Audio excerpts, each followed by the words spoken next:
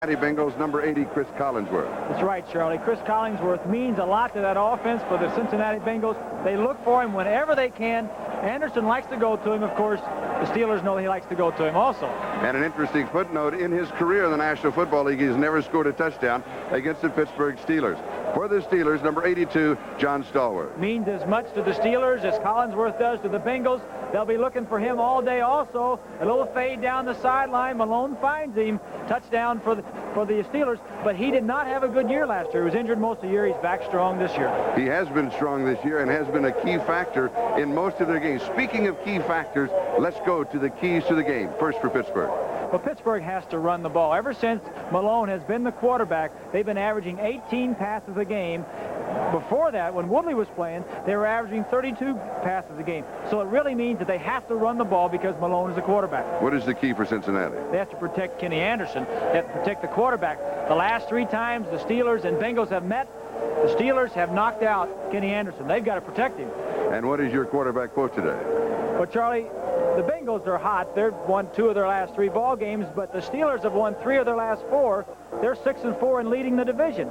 Everybody's talking about the undefeated Miami Dolphins and also the great race in the Western Division of the AFC. But today it's the Pittsburgh Steelers, the NFL's best-kept secret.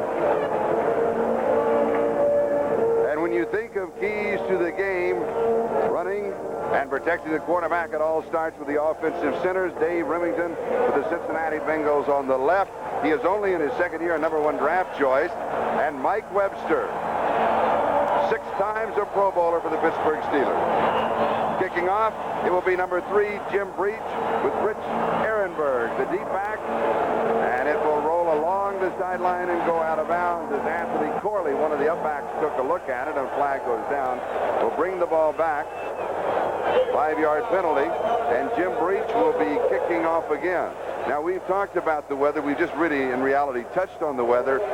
It is going to affect the kicking game also because cold and windy on the sideline, the kickers end up standing around a lot. Always a tough job, Charlie, for a punter or a place kicker to be standing on the sideline. Sometimes 5 minutes, 10 minutes, sometimes 15, and then have to go in the ball game. They try to warm up on the sideline, but Breach on the opening kickoff should be warmed up. It'll be tougher in the ball game when he's standing there, and it's very tough when they say, go in and win the ball game for us with a big field goal. And, of course, most of our fans know by now the rule changed this year. Should this kickoff go out of bounds, then the Steelers will have the option of taking the ball where it goes out of bounds or the 5-yard penalty, and Breach would then be kicking from the 25. I imagine this time he'll sail it away, go to Rich Ehrenberg. Another low squib-type kick bounces off of Ehrenberg, and the Steelers simply fall on him at the 20-yard line. So Pittsburgh will start on offense at their own 20-yard line. Let's look at the offense of the Pittsburgh Steelers. From Arizona State, El Cajon Valley, California High School. Mark Malone, now the quarterback. And the rookies in white, Ehrenberg, Pollard, Stallworth, rookies Thompson and Nelson. That offensive line, it has been knocked about a bit. Snell, Voorhees, Webster, Winkle, Ilkins.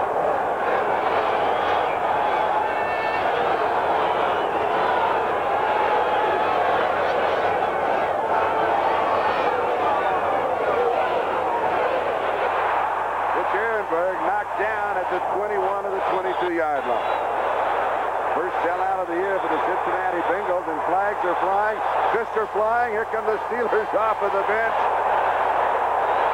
An undercurrent of a neighborhood fight.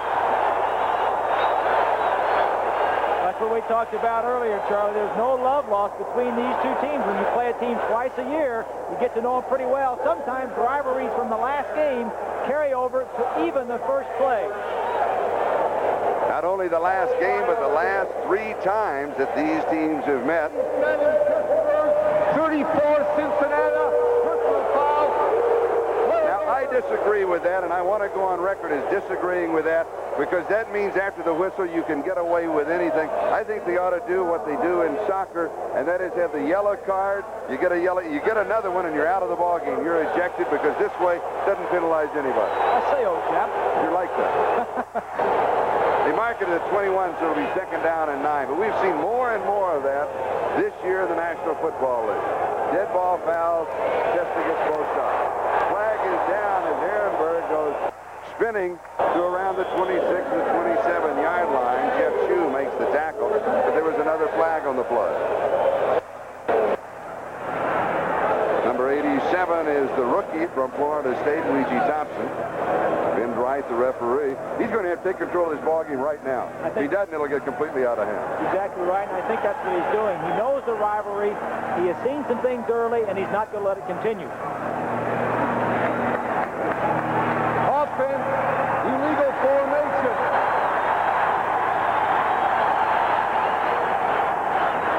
The ball goes back to the 16-yard line, so it'll be second down and 14. Let's look at the defense for the Cincinnati Bengals. Edwards, Crumry, and Browner, the front three. The linebackers are Shue, Simpkins, Cameron, and Williams. And in the secondary, Breeden, Horton, Kemp, and Jackson. Second down, 14, the ball at the 16-yard line. Game just underway. Flags have been flying. Ehrenberg, 18-yard line. He has 2. It'll be third down and 12. Bobby Kemp and Tim Crumry were there for the Bengals defense. Crumry, number 69, is the nose tackle. As we check the scoreboard, San Francisco leading Cleveland by a score of 3-0 in the first quarter. Cincinnati was 6 in the secondary looking for the pass. Be a key matchup all day, Charlie. Crumry, the nose guard for the Bengals, against Webster, an all-pro. And we look now for Mark Malone to throw.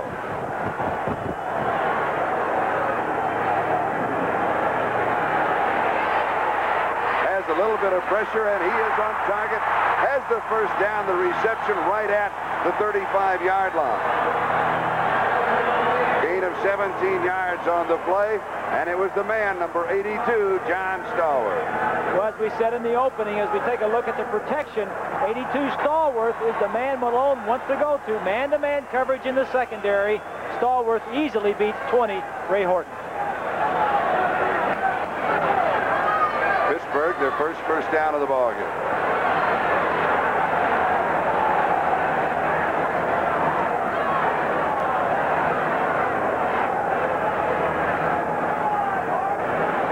Second back is Ehrenberg. No gain. Ray Horton with a tackle, second and 10. Let's go to the scouting report for the Steelers. Steelers have always been a big trap team. Trap means this guard will come over here and trap the end man on the line. The ball carrier's right here. Occasionally, they'll fake that with the quarterback and throw a pass down the middle of the field. Stallworth down here goes down the sideline. They'll either look to Stallworth or the man down the field. Favorite play, trap pass, and then run the traps. Defensive change. Ray Griffin is now in a right corner as Horton has come out. Horton has a clavicle problem from a week ago. Second down and 10. Malone. Incomplete. Bobby Kemp was there for the defense, and the intended receiver was Rich Ehrenberg. On a day like this, Charlie, anybody that has some bumps and bruises going into the ball game with the cold weather and the damp and the slippery field is going to have problems staying in there, because when you're already sore going into the ball game, you've got a groin or a hamstring, it's going to be that much tougher to continue under these circumstances. Third down and 10. 6 in the secondary for Cincinnati. The key man, number 82, John Stallworth. He's been the money receiver for Mark Malone.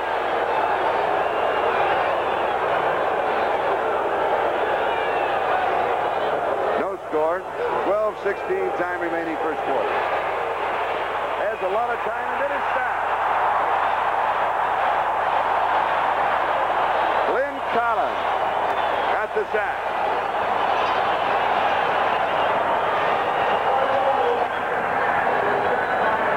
Malone was trying to go back over the middle to Stallworth. This time, Robert Jackson slid into the middle. He starts to throw the ball, sees Jackson, 37, and pulls it back down. It's a good thing, because it would have been a sure interception. So it is fourth down and 15, and that means that Craig Colquitt will be kicking for the Steelers.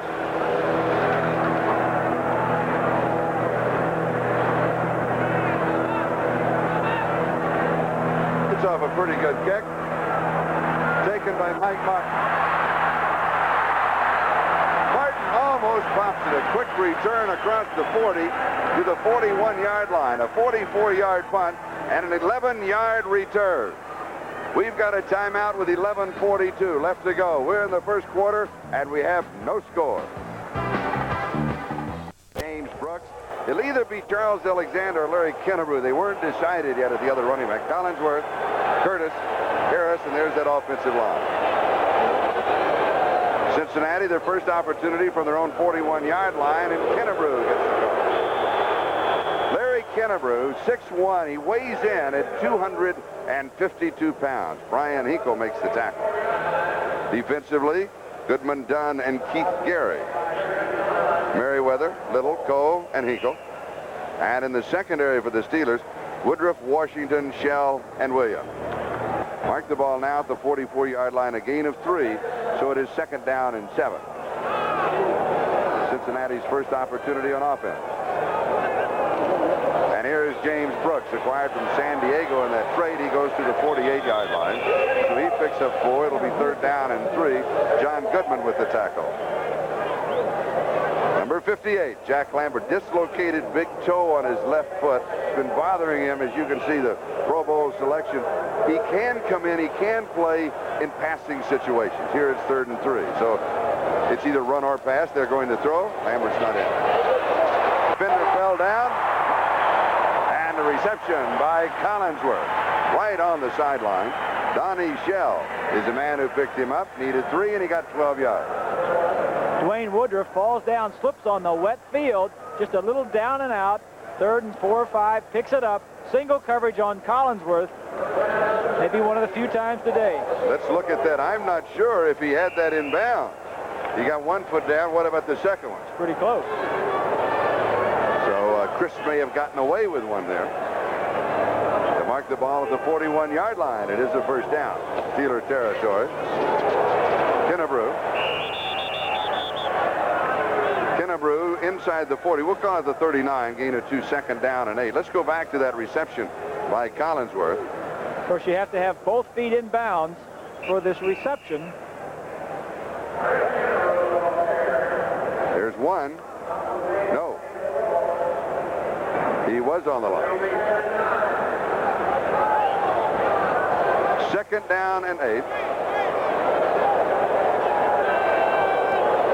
Isaac Curtis, a wide receiver on the near side. The top, and it's there. Going to Collinsworth.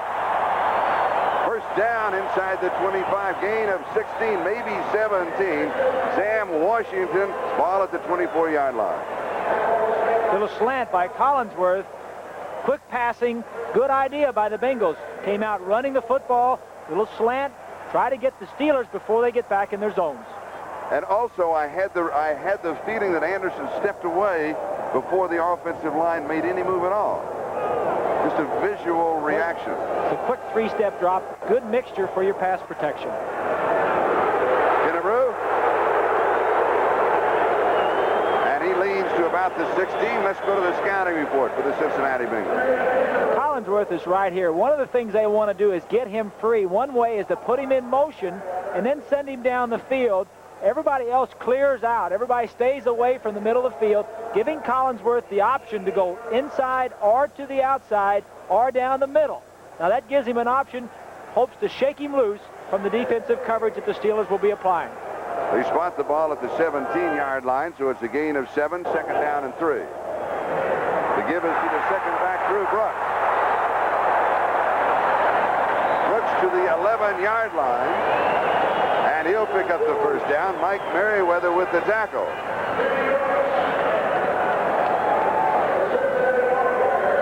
Just straight ahead blocking. Good blocking. The big offensive line by the Bengals. Mammoth don't have the quickness that the Steeler defense has, but this is where they're strongest. Straight ahead blocking. Run right at them. And they'll spot the ball at the 12-yard line, not the 11. It's still a 1st down. No score in the ball game. The Bengals' first offensive possession. And Kennebrew, 5-yard line. Gain of 7. 2nd down and 3. Donnie Shell with the tackle.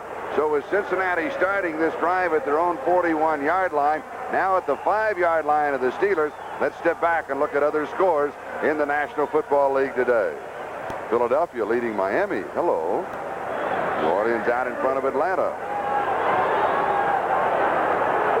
2nd and 3, 5-yard line. Brooks in motion. Kennebrew. And he is stopped. Defensively, it was David Little, the left inside linebacker, who nailed it. Slow developing play gives the Steeler quickness, time to get there. Here you see Collinsworth and Woodruff one-on-one on the outside. Now that's a good block because the play was coming his way. Collinsworth, not only a good receiver, throws his body for the benefit of the team.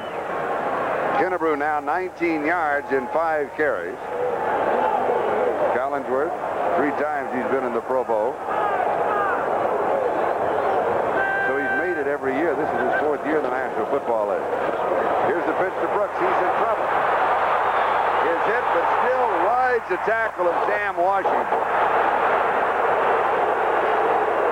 It was 3rd down and 4 at the 6-yard line. It'll be short, Charlie.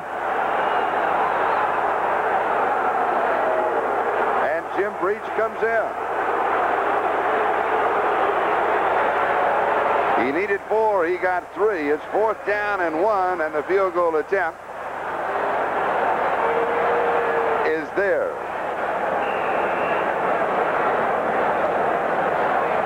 If he's successful, this will be the first time that the Steelers defense have allowed any points in the first quarter in 8 games.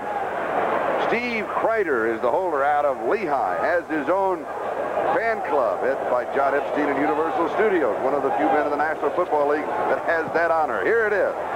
It is good. 21 yards away.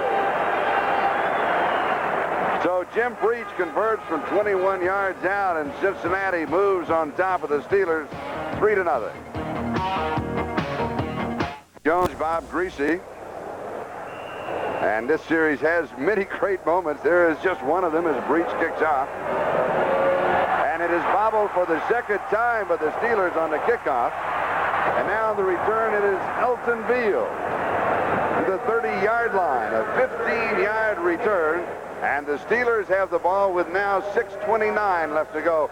First quarter, and Cincinnati out in front by a score of 3-0. We'll be back with the Steelers on offense for the 2nd time in the game. Dan? The shoes become a problem for the players because there's been a lot of rain here, and it's slippery. Well, everybody has their own types of shoes. Some of the kickers have 4 and 5 shoes that they'll bring to a ball game, and they'll actually wear one type of shoe on their plant foot and one shoe on their kicking foot. Just as we have different kinds of hats for different kinds of weather. Here's Walter Abercrombie. Lewis Breeden with the tackle. Check of the scoreboard. 49ers now in front of Cleveland by a score of 6-0. Worshing now with a pair of field goals. Kansas City 3 and Houston 0.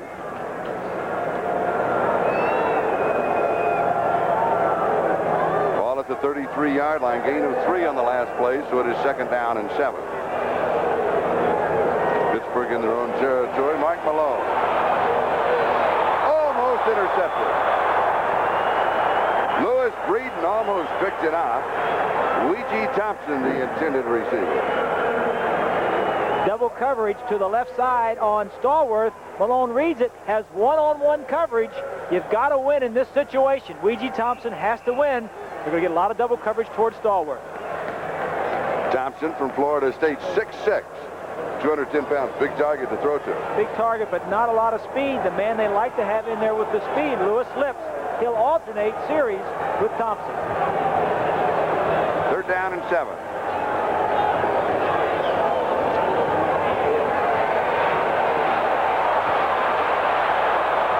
Pass is complete. 1st down. And he had the time. And he went to Lewis Lips. Richie Williams with the tackle, a pickup of 15 and a 1st down. All the time in the world. That was the key to that play exactly, Charlie, as we take another look. Looks to his left, wants to throw to Ouija Thompson, and comes back over the middle. with that much time, you should be able to complete anything you're looking for. Now the quarterback, number 16, Mark Malone. This is only his 6th start, although he is in his 5th year. 4 starts this season, and his 3rd in a row.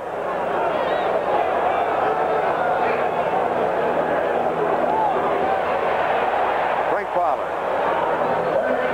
Pollard has 3 as he moves across the 50 to the Cincinnati 49-yard line. It will be 2nd down and 7. Glenn Cameron was the first man there for the Bengals, and Reggie Williams the 2nd. Chuck Noll, record 6-4. Maybe, you can say this almost every year about Chuck. This may be his best coaching. It's been a tough year for him. He's had a lot of offensive injuries. He had a change of quarterbacks. It's been a tough year, but he's got him where he wants him, and he's getting a lot of the injured people back. 2nd down and 7. Cincinnati leading 3-0. Malone, here's the blitz, going deep. There's coverage, knocked away. Lewis Lips, the intended receiver. Lewis Breeden is the man they were picking on in the secondary of Cincinnati. Just good coverage. Going to Lips, the speedster, down the right side. It's a jump ball. Now the best athlete's going to come down with it. Incomplete. Ron Simpkins was the man, the linebacker, with the delayed blitz that was putting the pressure on Malone. Malone 2 of 5, 32 yards. Both times, both completions have been for first downs. 3rd down and 7. He needs one here. Here they come. And he fires. It'll be close to the first down. He goes to Rich Ehrenberg, and he may have the first down. Robert Jackson, the free safety, dropped him in his tracks. They're going to mark it at the 41-yard line. That'll be a gain of 8 yards, and that will be a first down.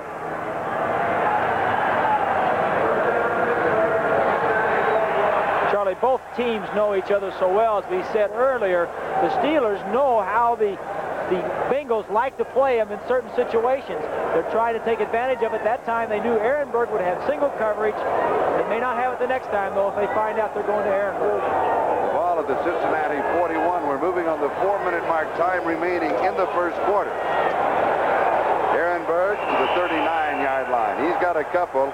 It'll be 2nd down and 8.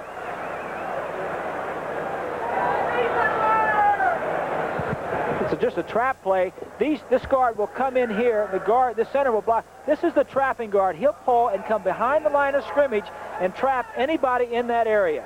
It's called a trap play. Guard on the left, Voorhees 71 will block down. Wingo 61 comes around, takes the man in the hole. And Glenn Cameron was sliding back in right in the middle of the hole. Cameron made a good play, saw the trap and stuffed it. Ehrenberg ran right into it. Good defensive play. Steelers have rushed 6 times. Their longest gain on the ground is 2 yards along the edge. It's there. Comeback pattern along the sideline to Stallworth. 29-yard line, needed 8. He got 10. It's a first down. Ray Horton and Reggie Williams were there for Cincinnati. Charlie, that was the scouting report play we showed a little earlier. They've been running a lot of traps. That time they faked the trap and threw the pass. Of course, Stallworth has a lot of options. He can go deep. He can break it off. That time was just a little down and out. Green Bay 7, Minnesota nothing. A Lynn Dickey touchdown pass to Paul Kaufman. I get the feeling that the Steelers now are getting into the ball game. The first 2 kickoffs they received, they dropped. Their defense was moved right down the field on. Now they're getting back into the game. Cincinnati 29-yard line. Little bobble on the exchange. Malone again with lots of time. Drop. The tight end, free agent Darrell Nelson from Memphis State, has 1 reception. You can't hit him anyplace else. Well, Nelson was a free agent, was on the roster, was released the last cut. Here we'll take another look at it. He's only caught 1 pass, and that was last week. Ball was right in his hands. And right behind him, Ray Horton, you saw slipping, falling. You were looking at 6 points. The problem they've had is Benny Cunningham has been out. Kolodziejski, their high draft choice, 2nd-round draft choice, has been hurt. They're playing with 2 tight ends that weren't on the roster at the beginning of the season. Cincinnati leading 3-0, 3:03 left to go. First quarter. Malone on the draw. Gives to Walter Abercrombie. He may get a yard. That'll be it. It'll be 3rd down and 9. Tim Krumrie, the nose tackle, along with defensive end Ross Browner, were just waiting for him. They're going to mark it for no gain, I believe. It's a surprise, a big surprise. Well, I could say a gigantic surprise right now. I don't think big is a big enough word. Would you agree? I would agree. 3rd down 9.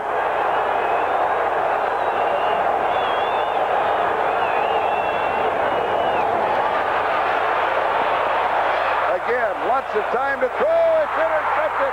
Lewis Frieden down the sideline. Only Malone can catch it.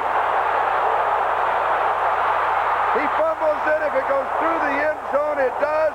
It'll be an automatic touchback. It will come out to the 20. The ball will belong to the Pittsburgh Steelers.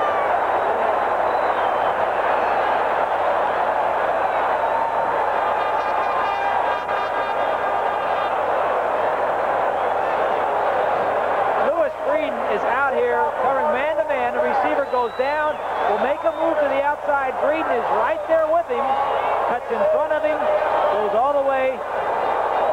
Tight man-to-man coverage. Breeden is with him all the way, reads the route, sees the ball coming now when the receiver sees it. And now it's a foot race, Charlie. Gets the ball knocked out from behind. One of the receivers from behind, Lips, 83. Right there, it's Pollard. Pollard. And watch the ball. It goes bouncing there. It becomes a touchback for the Steelers. Pittsburgh's ball at their own 20-yard line. Sports World takes you to the glitter and glamour of Las Vegas for the Las Vegas Grand Prix. Here's a preview. Hand in hand, Chuck Noll is good. We know that, but he so far, and the Steelers have been lucky. The Bengals had to settle for a field goal attempt when they were inside the 5-yard line, and then the interception. Great opportunity to score or to have field position to go in and add more points. And then, of course, as you saw, the fumble through the end zone and the touchback. Anthony Corley, a straight shot for a couple of yards from the 20 to the 22. It'll be 2nd down and 8 as Edwards, Krumrie, and Browner were all there. Charlie, looking at that from the Bengals standpoint, certainly they have the momentum on their side and they're playing very well. But a lot of times those missed opportunities that you don't get to touchdowns early in the ball game will come back and haunt you later on. They marked the ball outside the 22, so it's officially 23-yard line. It's around 2nd down and 8, maybe just a little less than that.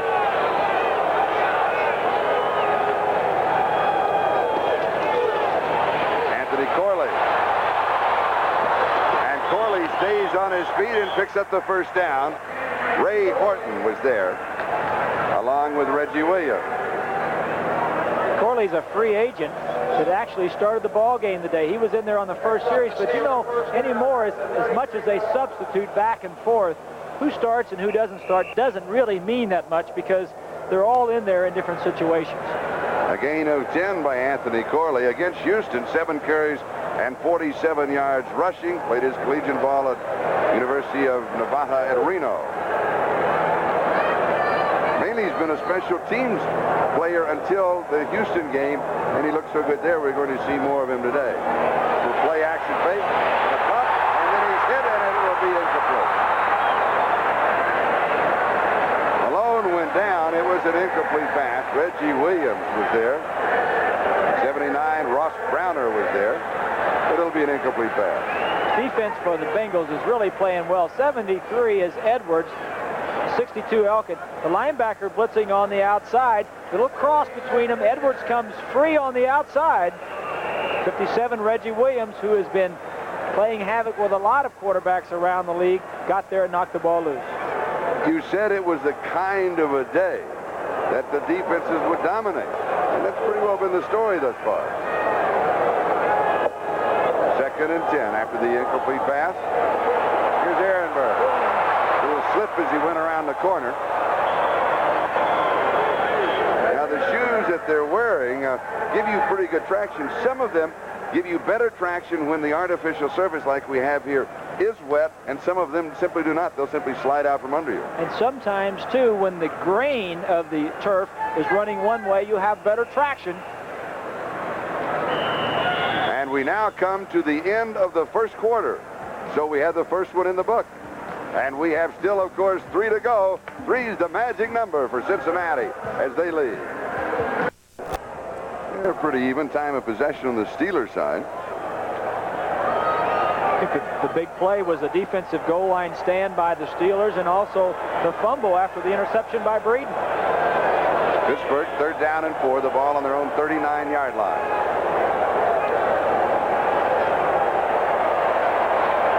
And it is a first down. So Malone continues to convert on 3rd down opportunities. Ray Griffin with the tackle. On the receiving end was Rich Ehrenberg, a pickup of 9. It was 3rd down and 4. Secondary was just in a zone coverage. 44 is Griffin. He just backs straight up, doesn't cover Ehrenberg. Ehrenberg sees the zone, says, I'll hook in between the players, the defensive players, catches the ball 7 or 8 yards downfield.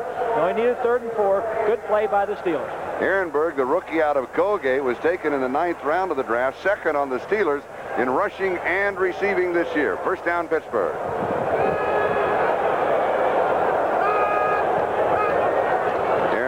Showing the motion. The give is to Frank Pollard. Pollard to the 45-yard line of Cincinnati. Let's go to New York City for an update. All right, Charlie, a surprise in Foxborough as Buffalo has gone out in front of the Patriots. On 3rd and 9, Joe Ferguson lofts it out to Preston Denard. It is Buffalo's first offensive touchdown in 4 weeks, and the winless Bills lead New England 7-0. Boy, it's been a long dry spell. 4 weeks. 4 weeks. Woo. Here, the score is Cincinnati 3, Pittsburgh 0. Steelers have the ball, 45-yard line of Cincinnati, 2nd and 3. Malone, far side. Stallworth bumped right on the sideline, 33-yard line. First down, gain of 12.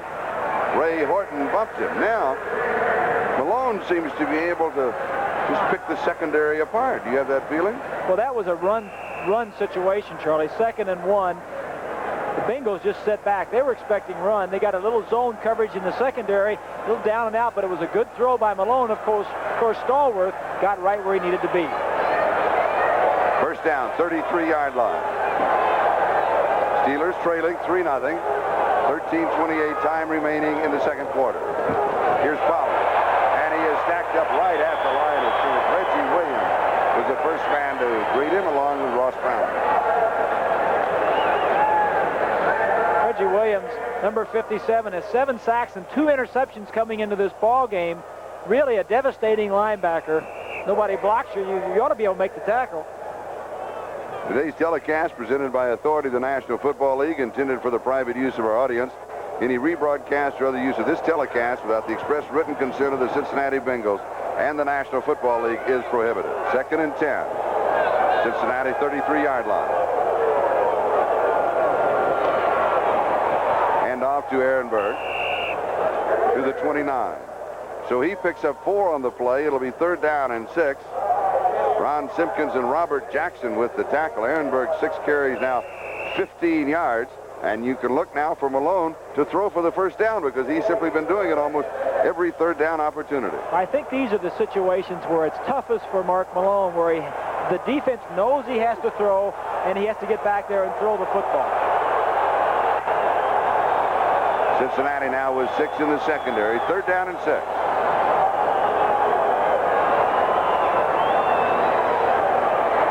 Looks left. Throws left, and it is incomplete. Over the head of Rich Ehrenberg. Ray Griffin was the man who picked him up, and he looked left all the way. Well, it was an option. Ehrenberg on a 3rd and 6 or 7 has an opportunity to throw the ball. Ehrenberg has an opportunity to go inside or outside. Plenty of time. He's just waiting for a move by Ehrenberg. Ehrenberg breaks it outside, just an overthrow on the part of Malone. 37-yard line, an attempt of 47 yards by Gary Anderson. This is his first attempt in the last 3 games.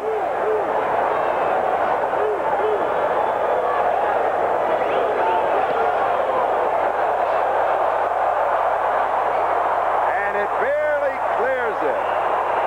From 47 7 yards away to tie up the game.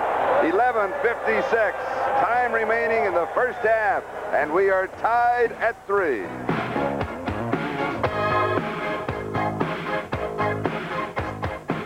By Mercury, cars that have kept up with the times as much as you have. By Sylvania Superset Color TV and the complete line of Sylvania home entertainment products. And by your Firestone retailers coast to coast. Come on, America, drive over to Firestone.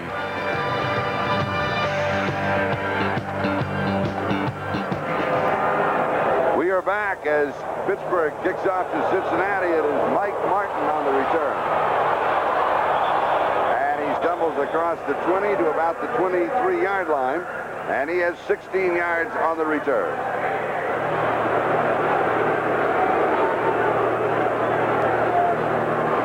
Number 53 of the Pittsburgh Steelers. Spotlight falls on Brian Hinkle, 6'2", 220 pounds. Runs a 40 and 4.6 from Oregon.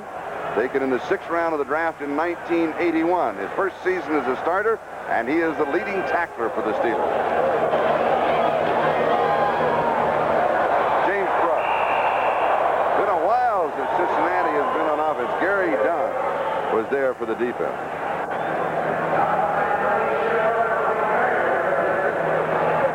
You know, Charlie, talking about Brian Hinkle, he also has 2 interceptions and returned a fumble recovery last week for a touchdown. Recovered 2 fumbles, so he is really one of the big play defensive men for the Steelers. He doesn't get as much play as Mike Merriweather. Merriweather on the other side, the other linebacker, leads the National Football League, is tied with Lawrence Taylor with 9.5 sacks, so 2 of the best outside linebackers in the game.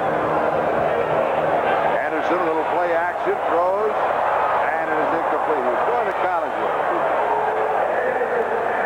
It'll be 3rd down and 9. Harvey Clayton had the coverage. You know, Hinkle and Merriweather, we're talking about those two, remind me a lot of the Jack Ham, one of the linebackers that used to play for the Steelers. Faking like he's going to blitz, dropping back. Now he's going to run with Collinsworth. He gets too deep, he'll let him go and turn around for something short. Good defensive plays. 3rd down and 9, 23-yard line. Anderson has completed 2 of 3 for 26 yards. He'll be throwing here. It's a 4-man rush, and it is high, and it is incomplete. He was going to James Brooks. Wayne Woodruff in the secondary for the Steelers. So it's 4th and 9. I kind of get the feeling now, Charlie, that the Steelers are getting into the ball game. The defense started off a little slowly. Now they're getting into it, getting in it. It's going to be tough for the Bengals and Kenny Anderson the rest of the way. They like to put a lot of pressure on the quarterback. You talked about the weather. Now Pat McAnally will be kicking, and he's been on the sideline for quite a while, so he's a little on the cool side. Lewis Lips is set for the return. Don't look for the fair catch. Only one time this season has he had a fair catch. Good kick. Taken at the 32-yard line. To the 40, and then is hit at the 43, a fumble and a scramble for it, and now flag dropped back at the 50-yard line, where there was some extracurricular activity. So the officials will have to sort this little jewel out, a 44-yard kick, an 11-yard return. Fumble at the end of it. It may have been caused when he hit the turf, and then you have the flag to contend with at the 50-yard line. Personal foul, number 29 on the... After the ball was dead, that's a 15-yard penalty. It's Ron Johnson. And so apparently it was not a fumble. The Steelers will have the ball, but they'll have it 15 yards where Lips came down. We've got a timeout. 10:42 left to go first half. We're tied at 3. The players wear on days like this. What about the gloves that they use? Well, the gloves, a lot of them wear these kinds of gloves, but sometimes they'll go to the skin diver. If it rains too hard or the field gets too wet, they'll go to a skin diver type of glove, which is very bulky and thick, but it has good friction and good tackiness, and they can catch the ball. 2 different types of gloves that you'll be seeing out there today. And so far, the weather has stayed okay. The snow flurries have stayed away. Game tied 3-3. Pittsburgh at their own 27-yard line, first down. And here is Pollard. Pollard's significant tackle, fights his way for 3 yards to the 30. It'll be 2nd down and 7. And now let's go to New York City for an update on NFL action. Charlie, it continues to be a day of surprises. In Kansas City, winless Houston has just gone out in front of the Chiefs. Warren Moon to Jamie Williams out of Nebraska. The play covers 2 yards. 7-3 Oilers, second quarter at Arrowhead. Well, it may be St. Gibbons Day, because on any given Sunday, that's been the battle cry of the National Football League. Finally coming about, at least at this point in the early game. 2nd and 7, Pittsburgh.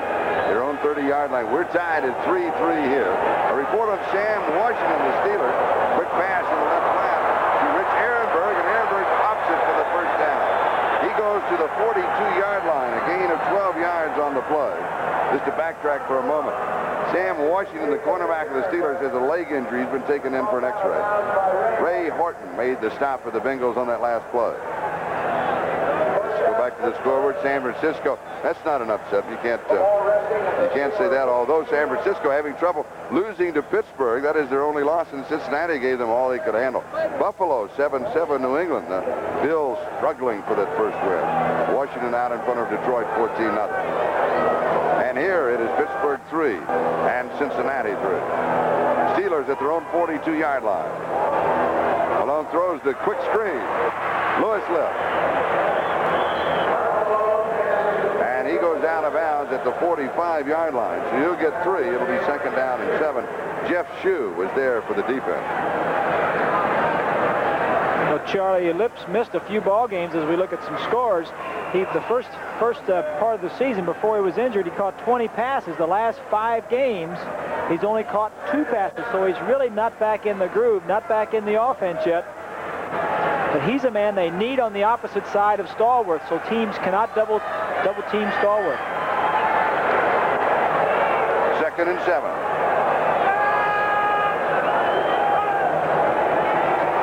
Malone again, the quick shot going to the far side. John Stallworth. Ray Horton made the tackle, but I still have the feeling that the corners of the Bengals are dropping off of the receivers. They did this time. Good pressure from the outside on with Williams. But what he did was he dropped straight back and saw that the linebacker, Reggie Williams, was blitzing, which left the corner out there all by himself. I'm impressed with Malone. He's calling his own plays, calls 75% of them, most of them on 1st and 2nd down. He calls. Sometimes they get help on 3rd down, but he is controlling the tempo of the game. Stallworth, 4 receptions, 50 yards. A fake goes deep. He's there. No good. Lewis Lips got behind Reed. And Malone played him too close to the sideline. Well, you'll see Breeden. Breeden is right here. Now he's going to come down here, make a little move, and then go straight down the sideline. Watch the defensive back. He's in good shape at this point. Right there, a little stop and go. You see the defensive back broke his back pedal. That allowed him to get the ball was underthrown and poorly thrown to the outside. If it had been thrown better down the field, Lips could have caught it and went all the way. So bring it back to the 43-yard line, and it's 2nd down and 10. Pittsburgh 3, Cincinnati 3. 8:54 time remaining. We're in the 2nd quarter. Play action fake at the screen. Took a long time to set it up. Pollard has it across the 29-yard line. Gain of 14 and the 1st down. Call by Malone. It's just a fake trap, and then a little screen to Pollard, number 30. 3 linemen out in front of him.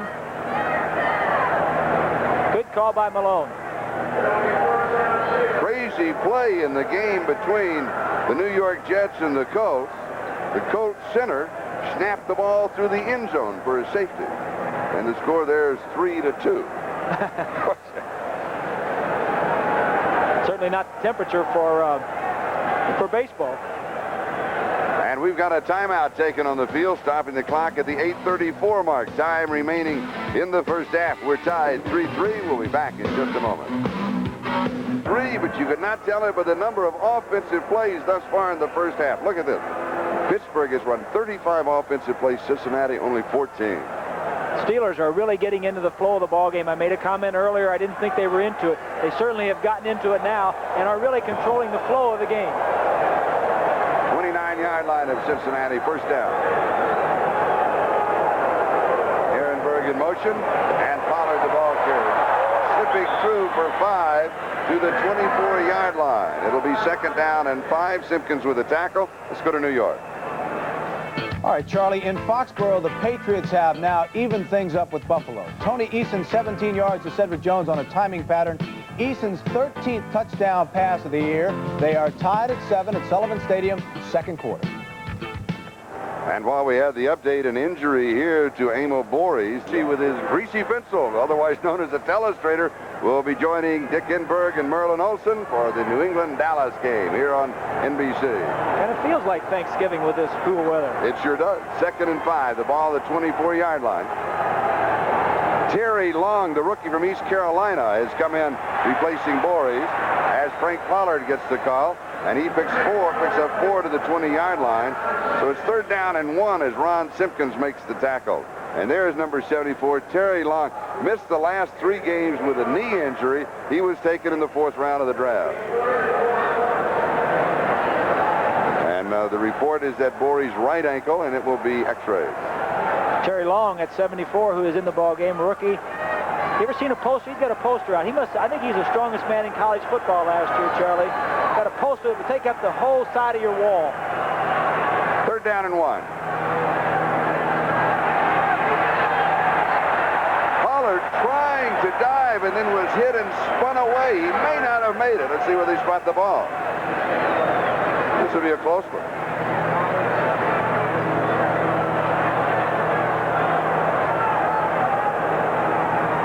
Gary Anderson trying to stay warm on the sideline in case they need him here for a field goal attempt. The other thing I noticed on the sideline, Ken Anderson warming up again on the sideline. It's been a while since he's been in there. He picked up the first down. Frank Pollard, 23 yards in 7 carries. And mark it at the 19-yard line. He needed 1, and that's all that he got. It has been a long time since the Bengals have been on offense. This is the type of offense that Mark Malone has engineered since he's been in there. Ball control, run, possession-type passes. Played his collegiate ball at Arizona State. He was a freshman. He was only 16 years old. He was coached by Frank Cook. A gain of 4, close to the 15-yard line by Abercrombie. Let's go to New York. Charlie, at Giants Stadium, a low-scoring affair so far between the Colts and the Jets. The Jets have managed only a safety here as Don Bailey snaps the ball over the head of punter Rowan Stark. They call it a team safety. It is 3-2. Colts still leading. And just as we were breaking away to New York, tempers flaring again. Some more pushing and shoving between the Steelers and the Bengals. It was Abercrombie and Ross Browner, and I would think that if Abercrombie was going to get upset, he would find somebody his own size or a number more closely to his. Get upset at cornerbacks, not at defensive linemen and linebackers. Second down and 6. The long throws, defender fell, 6-yard line. The first down, goal to go. Ray Horton slipping and falling behind the receiver. Stallworth with still another notch on his belt with a reception. Stallworth is over here. Man-to-man coverage will just come down and hook right in here. The safety will go away. No double coverage on this one. This is what the Steelers would like to have, single coverage. Safety did kind of slide over there. I think he did. I think it was an in-and-out double coverage on Stallworth. And when you do that, you want to hook right in between the both of them. Stallworth, 5 receptions for 60 yards. First down, goal to go, 6-yard line. Pollard cuts that in half, just inside the 3. It'll be second down, goal to go. Ron Simpkins and Jeff Shue make the tackle at that point. The Steelers' offense, when David Woodley is in the ball game and when Mark Malone in there, Charlie, has been 2 different animals. When Malone is in there, he likes to call running plays to set up the pass. When Woodley was in there, it was more pass. As we said earlier, Malone likes to throw an average of 18 passes a game. Woodley was throwing up around 32. So the emphasis changes when the two different quarterbacks go in and they call their own plays. The lucky 13th play of the drive. Abercrombie turned away by the Bengals. Braden and Simpkins were there. You hear a lot about the defense for the Steelers, but this is pretty tough defense down here. 73 is Browner taking out the blocking ahead of the runner. Good follow-up. Robert Jackson, 37. Simpkins, 56. Good play on the goal line by the Bengals. Like the fight over the back fence between two neighbors. Third down, goal to go. 3-yard line. And like you said at the top of the show, there are no surprises between these two teams. They know what each other can do. Ehrenberg, Pollard leading the way. Oh, almost was there. I mean, within a foot, and this was nailed. Cameron dropped him back. Woo! What a hit. Cameron, watch the surge, the offense, the defensive line.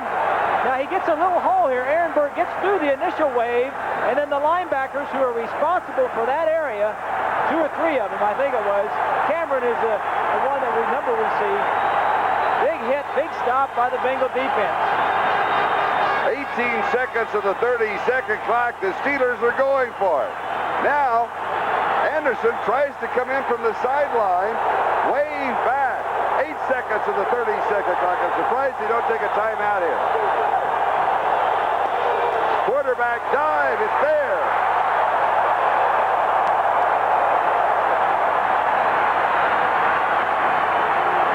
Mike Malone.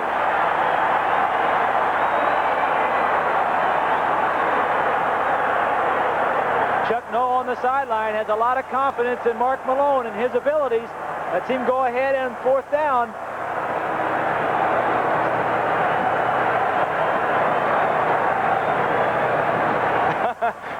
Had it all the way. Chuck, Easy, Coach. Chuck kind of took a little breath of a little relief that I got that one in there.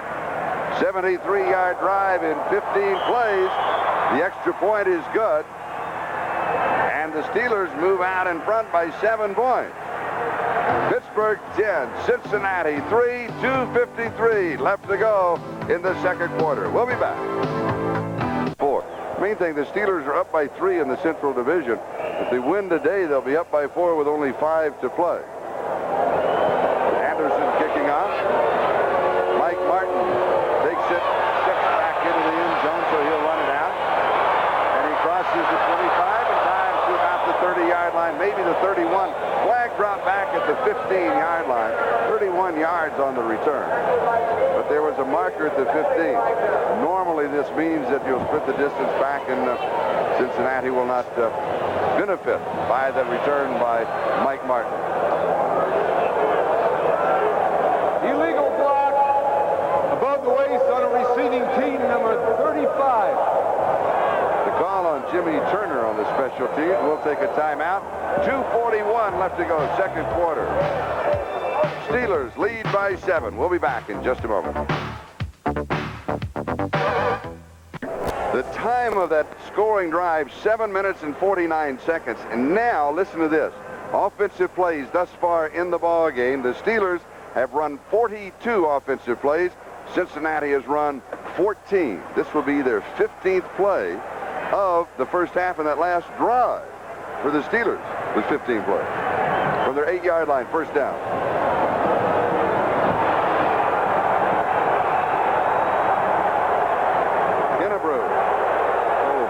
And look at this. Now, this is what's been going on.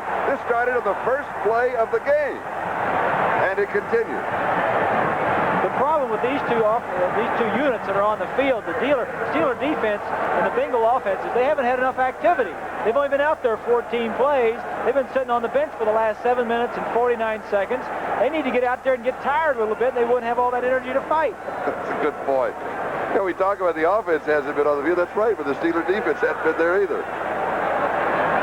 The problem here with the Bengals is they need to get something going. Their offense hasn't been out there very much, and they're a little bit cold. They need to establish something right here.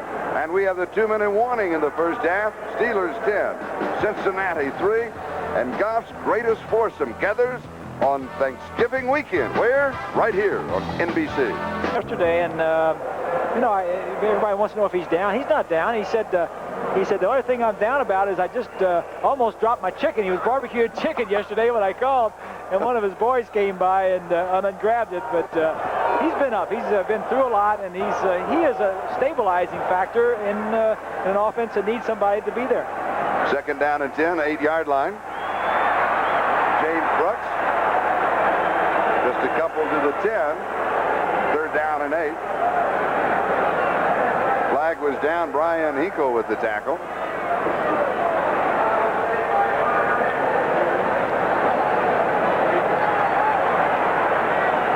The Steelers are saying it is holding against the Bengals. Don't you want to refuse it? That was the signal from David Little. Offensive holding number 52, decline a penalty. It'll be third down. And 8 yards to go. 52 is Remington, the center, but you know, the Steeler defense, I think a defensive unit gains momentum the fewer plays are on the field, whereas the Steeler offense was on there for 15 plays. They gain momentum the more they're on the field, so it's a little bit different. You come and go with the offense and defense, and the Bengals offense has not been out there that very much. They need to get some momentum and get some plays. Steelers want to force Cincinnati into a chorus line offense. 1, 2, 3, and kick. Third down 8. Anderson, he is sacked. Credit that sack to the secondary of the Steelers, because he had time and then he simply ran out of it. Edmund Nelson gets credit for it. He now has 7.5 on the year. But the secondary had everybody covered. Well, they did. They had a good job. Not only Collinsworth was covered, but everybody else was covered. He was looking initially for Collinsworth. Clayton, 33, lets him go because he has a safety deep to help him out. Now Collinsworth should move around a little bit. First timeout. And the Steelers want to stop the clock with a timeout. 1:49 left to go in the first half. Pittsburgh leading by 7. And Cincinnati will be kicking in the person of Pat McAnally when we come back. Is, of course, the great Paul Brown. Now Pat McAnally will be kicking.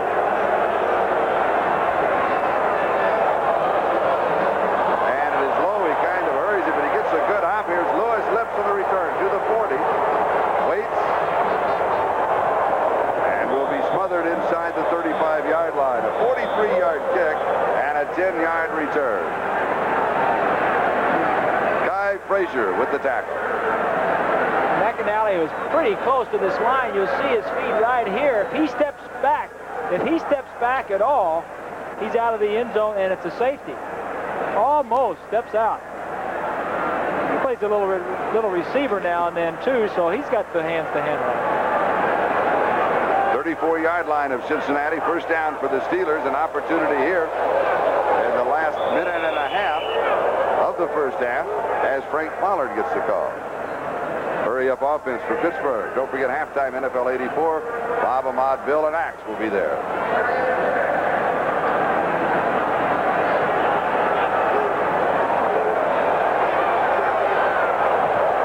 Stallworth. And then he steps out of bounds to stop the clock, which is what the play, I think, was intended for anyway, wasn't it, Bob? Well, he was the outlet. He had another man going downfield that he wanted to throw the ball to. They were in a zone coverage, and he couldn't get it in. Stallworth was his outlet. Bengals are just sitting back, playing 3-man line, 8 men in the secondary, and when that happens, you're not going to find many things open downfield. 25-yard line, so it'll be third down and 1. 1 minute and 10 seconds. That is the time remaining. First down. Ehrenberg going for the first down, and he will pick it up to the 24-yard line. Ross Browner, Tim Crumry, Boyarski, Edwards are all there for the defense. And now the Steelers will stop the clock because they want to regroup. 1 minute and 2 seconds. Still a lot of time. And the ball, where? We'll call it the 23-yard line.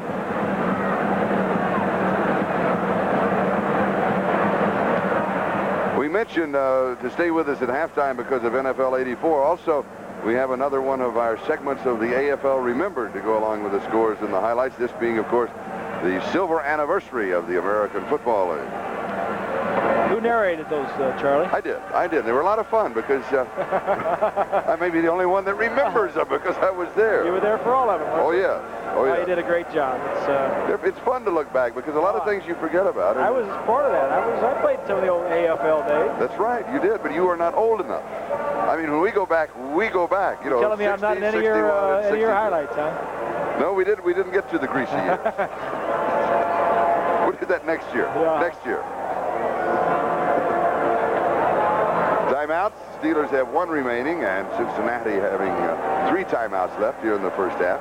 First half dominated offensively by the Steelers. And we mentioned early on about missed opportunities by the Bengals. They had 2 opportunities. One, to try and score offensively, that they got stopped on the 1-yard line and kicked the field goal. The second, when Lewis Breeden intercepted and went all the way and fumbled inside the 10-yard line. 2 opportunities gone by the boards. They wish they had them back now. But since that point, the Steelers now have warmed up and have really controlled the ballgame.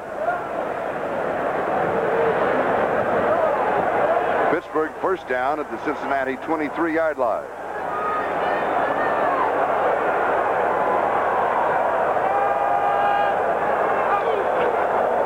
Here's Pollard, jumps to the outside. And he is decked at the 6D. The clock will continue to run.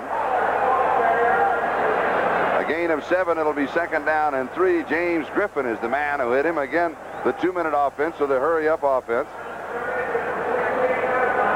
Pollard on the sideline, as you saw, is simply replaced in the backfield because he is out of bounds. They do not have to take a timeout. Malone throws it behind the receiver. And it is incomplete. Lewis Lips was the man he was trying to hit, and Lewis Breeden had the coverage on it.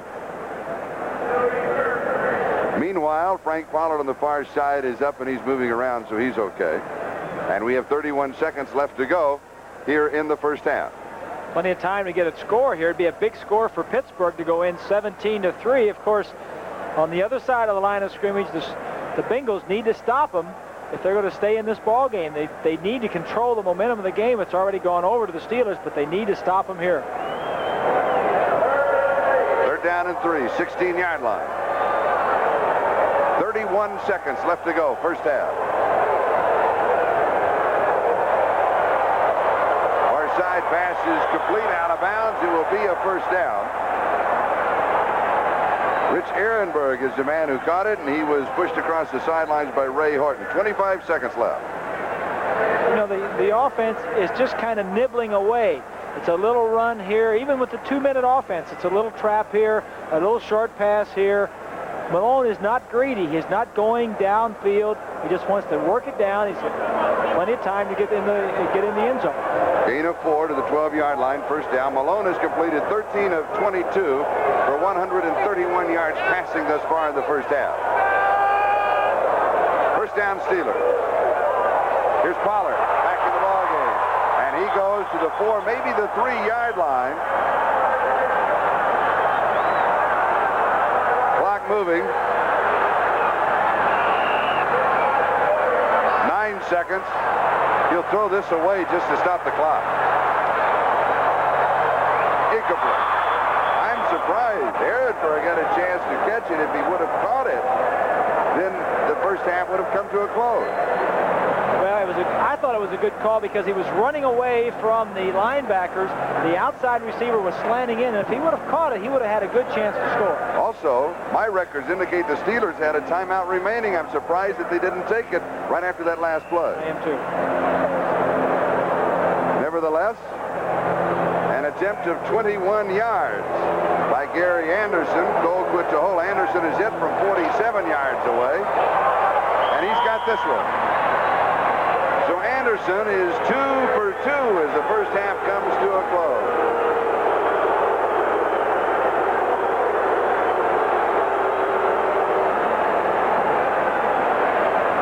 And tempers continue to flare, pushing and shoving. Blake Wingo being helped up. And some of the of players being restrained. I believe that was Ron Simpkins, pulled away by his teammates. So it's been that kind of a first half. It's been a cold day, and they just haven't had enough opportunity. Just what we thought. Cold day, defense is dominating. That is the end of the first half with the score: the Pittsburgh Steelers 13 and the Cincinnati Bengals 3. Bengals 3, and at the bottom, time of possession. Look at that. More than 22.5 minutes and under 7.5. The Steelers have ran a lot more offensive plays than the Bengals, but the key factor is the first downs. If you don't have the ball, you can't make first downs. So the first half completely dominated by the offense of the Pittsburgh Steelers. Now, something you just might want to mention. There is still hope remaining, because the Bengals in the past have been very strong in the first half and kind of faded in the second half. So maybe they're going to change it around. Well, they've played very well the last 3 weeks. They won the last. They lost last week to San Francisco. Played very well, but lost that game late in the ball game, but won the 2 previous games. So they've been playing very well up to this point. They lost that game with 99 seconds to go. I'm a little surprised at Kenny Anderson. I'm surprised that Kenny Anderson's only thrown 4 passes. Yeah. That'll give you an idea that when you look at the second half scoring of Cincinnati, it hasn't been that auspicious. Gary Anderson will kick off for the Steelers to start the second half with Mike Martin and John Farley, the 2 deep backs, on the return for Cincinnati. So at least the Bengals will have an opportunity to get some offense going here in the opening moments of the second half. Taken by John Farley, who stepped back right in front of Mike Martin. And he returns to around the 17, maybe the 18-yard line. He'll have 6 or 7 yards on the return. And again, we start the second half just as we ended the first half, with pushing and shoving at the 30-yard line. Something is going to break loose. Officials, we had a flag is down, and we had a problem with this right at the beginning of the ballgame, if you were with us. And Ben Dreith and his staff, they stepped in, and they pretty well controlled it, but it started to slip away from them. 39 of Pittsburgh. Started to slip away from them right at the end of the first half. So he's got to take control of the game again. Boy, and they've got their work cut out for them today. They almost really need badges and guns or something out there on the field today. Ron Johnson, 29, the man who the personal foul was called on. So Cincinnati will have the ball at their own 31-yard line, first down.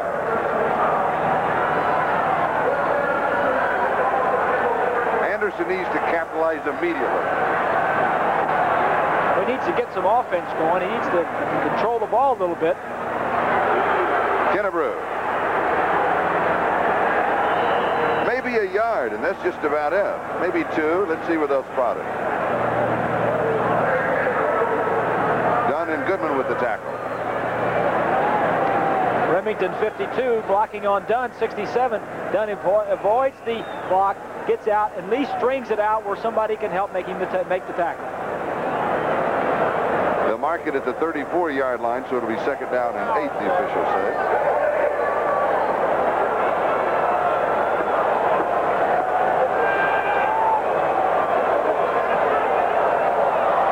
Pittsburgh is offside. Anderson's pass is complete. Rodney Holman, the tight end. 40-yard line of the Steelers. Now, there was contact made by a defensive man of Pittsburgh. Now, whether or not he was drawn off, we do not know. Defense, offside. That's a first down. Encroachment on the defense, Charlie, and Kenny Anderson knew that he had a free play to go ahead and run the play. 67 is done. See if he is the one that jumps off. Yes, he did jump off, but the thing about that, the quarterback knows that he has a free play, he can go ahead and take a little gamble. Gain of 26, 41-yard line of the Steelers. Anderson throws coverage, 24-yard line. And again, it is Rodney Holman. That is only his 14th reception of the year. Gain of 16, Bob. Kenny Anderson, great throw here, completing 2 passes in a row. He only completed 2 in the first half. Right there, right on the money. now he's got him going. He has got him going by throwing the ball first. He's got to loosen their secondary up, and then he can go back to his running game, but he's got him on the move now. Rick Woods with a tackle for the Steelers. First down, Pittsburgh 24-yard line. Blitz coming from the outside. The pitch is around the blitz man. Here's Brooks. He'll make it to the end zone. He does. I believe it was Rick Woods who was blitzing off of the defensive corner.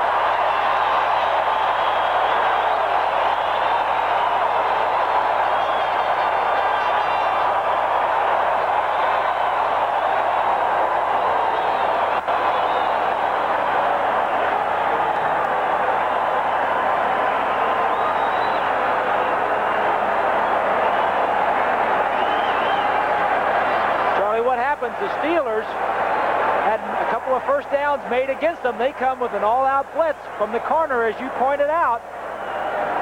There's the fake right here.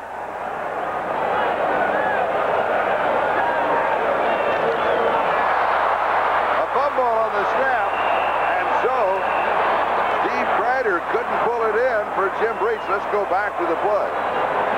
Take a look at the play. This is a little bit different play the Steelers have seen from, we talked about earlier, the Bengals may have put in some new plays. A little fake and a toss, 22 on a corner blitz. And good running by Brooks gets the Bengals back in the ball game. So with 13-12 left to go in the third, the score is Pittsburgh 13 and Cincinnati 9. European technology and design that's affordable. Renault, the one to watch. By U.S. Armed Forces, it's a great place to start.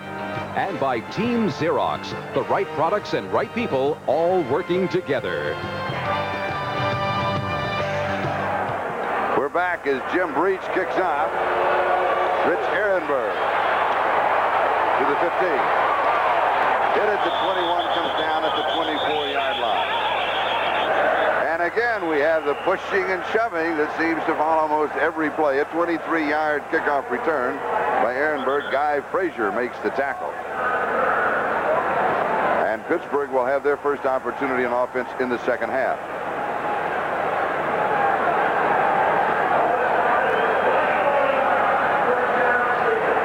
What Sam White's told them in halftime, Charlie, but it certainly fired them up, and they came out second half, threw the ball a little bit on first down, and moved it right down the field. Maybe turn those heaters up and heated up that offense to the locker room. Malone comes out throwing. Into coverage. Good coverage by Ray Horton, stalwart, the intended receiver.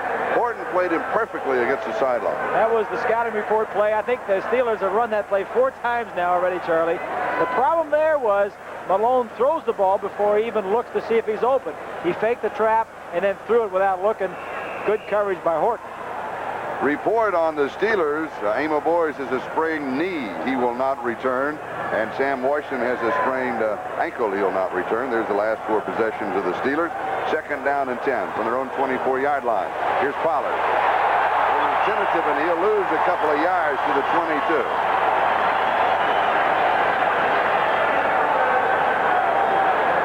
Third down and 12. Eddie Edwards was there. You know, Charlie, it's interesting what has happened. When the ball game started, the Bengals came out and they were all fired up and ready to play. The same thing has happened now in the second half. The Bengals have come out, taken over the situation, and they're ready to play. Glenn Cameron, the injured player for Cincinnati. And he is assisted to the sideline. Officials say the momentum went back to the line of scrimmage. 24-yard line, so it's third down and 10.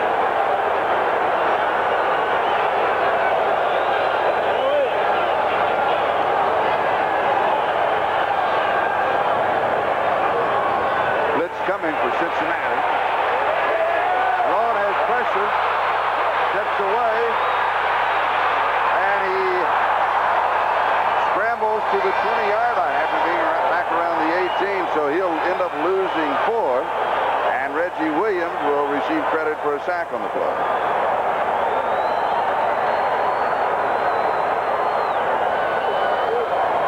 Now Reggie's going to move down and get down on the line of scrimmage. He's going to blitz. He'll broken 62 season coming, but Williams gets there because of his hustle, his tremendous hustle. He never gives up and finally gets there and makes the sack. 4th down and 13, and that means that Craig Colquitt will be punting for the Steelers with Mike Martin and John Simmons set for the return. Pretty good catch. Taken at the 41-yard line by Simmons. And he returns to the Steeler 48-yard line. Ouija Thompson was there for Pittsburgh. We've got a timeout, a 38-yard kick, and a 12-yard return. We'll be back. Well, of course, for the Steelers, we want to run the ball, and I think I'm a little bit surprised that they're throwing the ball so much, and protect Anderson was the key for the Bengals. They did that on the opening drive coming out in the 3rd quarter, and I think you saw how well that works. Got him down for a touchdown. So they have to keep up that key, protecting Anderson so he can throw here, and they have a good opportunity at the Pittsburgh 48-yard line. Now you need to cash in. And a small wave has started around the stadium here. It's not a big wave, a small one. Brooks inside the 40 to the 39-yard line. Gain of 9, 2nd and 1. Donnie Shell with the tackle. Talking with Anderson yesterday, Kenny Anderson, he was telling me that if it was a bad weather game, they were trying to run a little bit more, 2 tight ends. They came out and tried to do that, but where they're having the most success is going back to their passing game, moving the ball around on 1st down, breaking some tackles. Good run by Brooks. And the wave here beginning to pick up a little momentum. One of the reasons on this cool day, it'll keep you warm. They want to do it when the Bengals are on defense. Anderson has completed 5 of 7 for 77 yards. Hand off to Larry Kennebrew. And he just keeps plowing away. Gary Dunn was the Steeler. He was pulling along in his wake. I think that run right there is evidence why you're seeing more of Larry Kennebrew playing for Alexander. Kennebrew bigger and stronger. Reminds me a lot of Pete Johnson, Charlie. Used to play here. Big backs, hard to tackle. They can carry a couple more yards. Kennebrew 37 yards in 8 carries. 27-yard line. 1st down. Here's Brooks. A head fake outside and fights his way to the 24-yard line. He has 3. It'll be 2nd down and 7. The Steelers have not allowed a 100-yard rushing game by any opposing back this season. Robin Cole making that last tackle as Brooks goes back to the huddle. We're moving on the 10-minute mark, time remaining. We're in the 3rd quarter. Pittsburgh 13 and Cincinnati 9.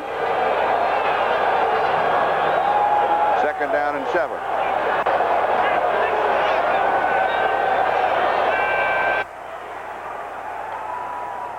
Brooks in motion. Incomplete.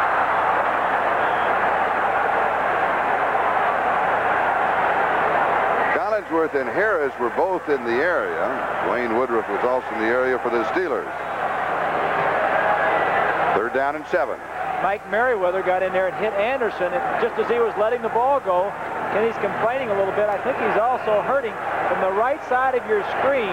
50 is little, but you'll see from the right side right here as he's throwing it, Merriweather, 57, just gets a piece of Anderson as he gets rid of the ball. And that's tough because when that right arm is up and you're throwing, that whole rib cage on the right side is exposed. 3rd down, 7. Here's Brooks. Kennebrew, lead block. Brooks is dropped at the 24-yard line, just the line of scrimmage. 4th down and 7.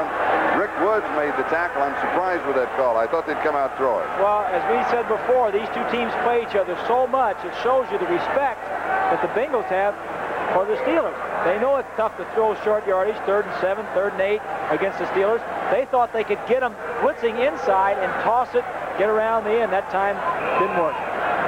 Jim Breach is in. Steve Kreider will be holding. Field goal attempt, 32-yard line, an attempt to 42 yards. Breach is 1 for 1 in the ball game, hitting from 21 yards away.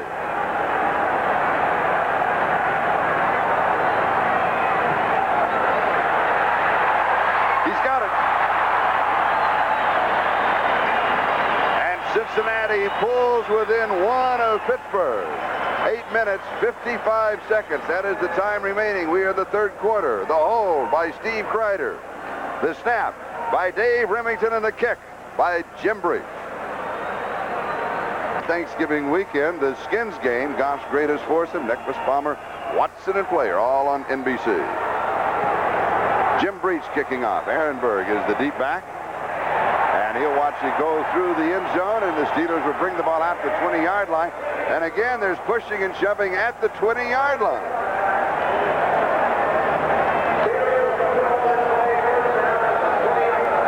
You talked about Kenny Anderson being hit by Mike Merriweather, and was grimacing a bit, talking to the official, thought it was a late hit. And Boomer Esiason loosening up on the sideline. What a great nickname. You like that? There's a reason for it, and you will tell us after this play. That is your story. Pittsburgh from their own 20. Leading by 1, 13-12. Ehrenberg almost knocked down by Terry Long, the pulling guard, who'd replaced Voorhees, the injured player. Still, he fights his way to the 26-yard line. It'll be second down and 4. Robert Jackson for the defense. Here's Terry Long right here. Watch him as he pulls across. Has a little bit of a traffic problem with Ehrenberg. Long, the strongest man. He has to go behind the fullback, who is blocking right there. 2 rookies not getting there. Hey, I'm on this highway. You can't get me that close. Second down and 4. Ehrenberg almost got an early jump. Second down and 4. Here's Pollard. And he is stopped. Maybe the 29-yard line. It'll be third down, about 1.5 yards to go for the first down. Let's check the scoreboard. 6-5. Colts leading the Jets. Still by 10. Philadelphia in the third. Miami the only undefeated team. The title after day, and then there were none if it holds up. San Francisco leading. It's a tie in New England. Washington by 14. Houston by 1, and Houston has not won. Report on Kenny Anderson, he has a bruised shoulder. We'll just have to wait. They say that he will miss the next series. He could return now. Whether or not he misses the next series or not depends upon how long it'll be before Cincinnati has the series. Bengals take a timeout. 8:04 time remaining, third quarter. Pittsburgh leads by 1. We'll be back. If he misses that, if that does happen, that'll be 4 games in a row against the Steelers that he's been knocked out for at least part of the ballgame. His wife, Bonnie, when she's watching the road game, she goes out of the room when they're on offense. She doesn't want to see that.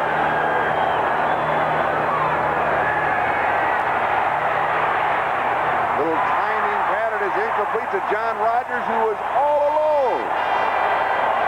Ross Browner was putting the pressure on Mark Malone. You know what Malone was thinking? He was saying, "What's taking you so long to get out?" He says, "You were wide open." He said, "Get out there a little sooner." Malone has a little bit of trouble getting away from the center right here. As you see the play action pass. Now he's ready to throw it. Says, "Get out there quicker. You're supposed to be further away." Well, sometimes the problem, linebacker blitzes or something, you can't get out where you're supposed to in practice. You don't get there. The timing is off. Sometimes you have to look around a little bit. Colquitt, his second punt of the ball game. His first one good for 44 yards. And is taken at the 33-yard line by Mike Martin. Across the 35 to about the 36, maybe the 37-yard line. 7:48. Time remaining. We're in the third quarter. That kick good for 38 yards. We'll be back. Whether will come from this side and make a blow. Anderson is in the process of throwing the football, so his arm is extended. It doesn't look like his shoulder. It doesn't look like his right shoulder. Maybe he bruised him underneath the arm or something. Maybe he hyperextended his arm up a little bit, but whatever. Schoenert is in the ballgame. Turk Schoenert, 56.7% completion average, 1 touchdown, 4 interceptions. And he comes out throwing. He goes deep. Has his man. It's there. M.L. Harris.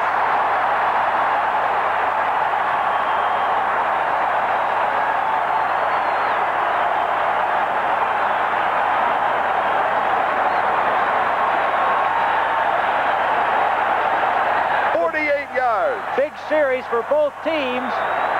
First play for Schoenert, play action pass, no safety down the middle. Great throw over the head. Good catch by Harris. You know, Schoenert's been doing this all year, Charlie. He's been coming in for Anderson at different times and has played very well. They call him the fireman around here, the Goose Gossage, whatever. Great relief pitcher. 15-yard line, first down, Schoenert. Free agent in 1980, played his collegiate ball at Stanford.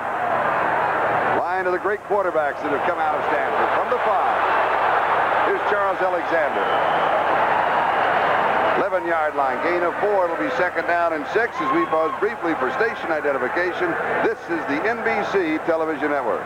Sports, Cincinnati style. WLWT, Channel 5. This is Charlie Jones, Bob Greasy. 6.5 minutes, time remaining, third quarter. Pittsburgh 13, Cincinnati 12. The Bengals knocking on the door. 11-yard line, second down and 6. Look for the Steelers to do something aggressively here to take advantage. They're a very offensive, defensive team. They want to do something to stop the momentum. Brooks and Kennebrew are the running backs. Kennebrew, he'll lose a yard, maybe 2. Ryan Hinkle was there to make the tackle. 13-yard line, loss of 2. Go ahead, Bob. Excuse me, Charlie. The strength of the Steelers team is their defense. And when their defense is getting pushed around like they have ever since the beginning of the third quarter, the Bengals have come out and scored a touchdown and also a field goal. This defense says, we got to do something to turn this around. Hinkle blitzed that time. Now, it's a big play right here. Third down and 7 or 8. See who's going to win this situation. And Isaac Curtis is in as a wide receiver.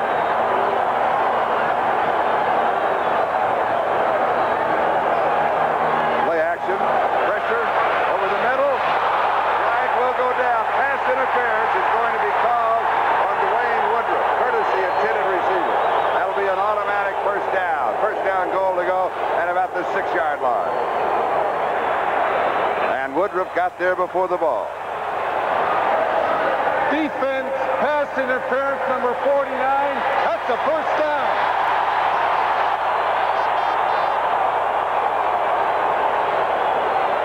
Schoenert, as we see the blitz, the linebackers are blitzing. Pretty good protection. Let's see if he hits it soon.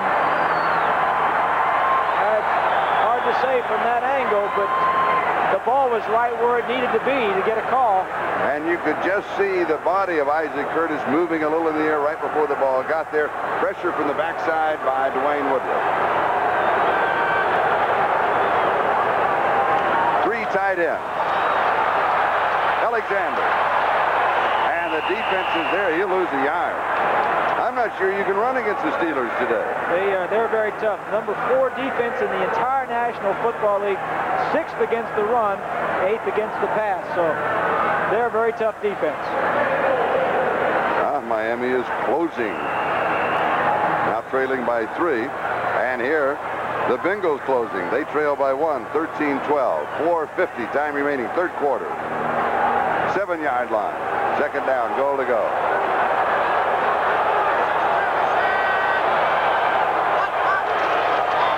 Play action.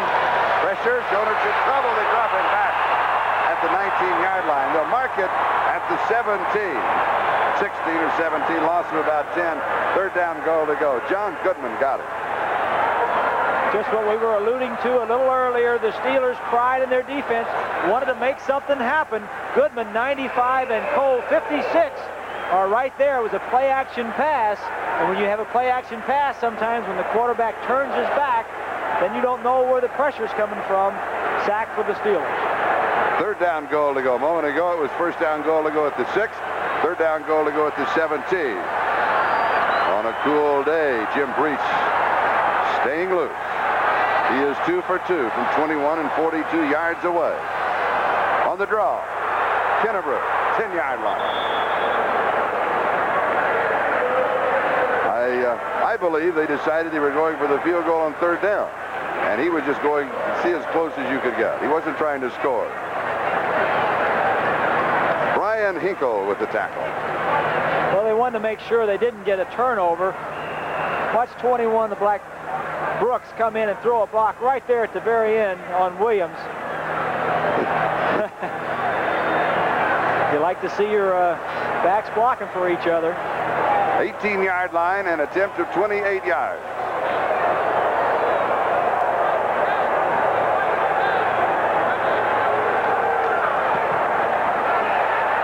It's good.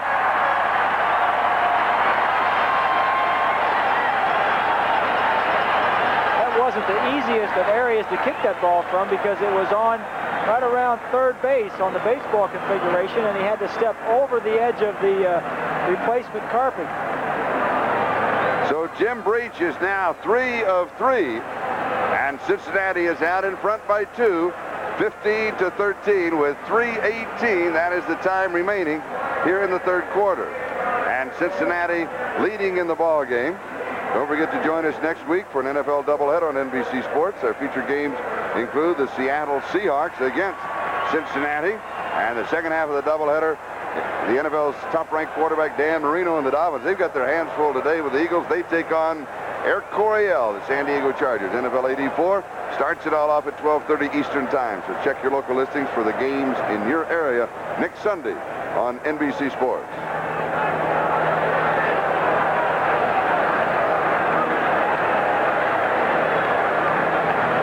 Rich Ehrenberg set to return the kickoff of Jim Breach.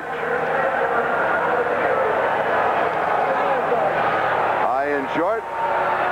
Ehrenberg fields it at the 11-yard line. He's to the 20 and is pulled down by Guy Frazier.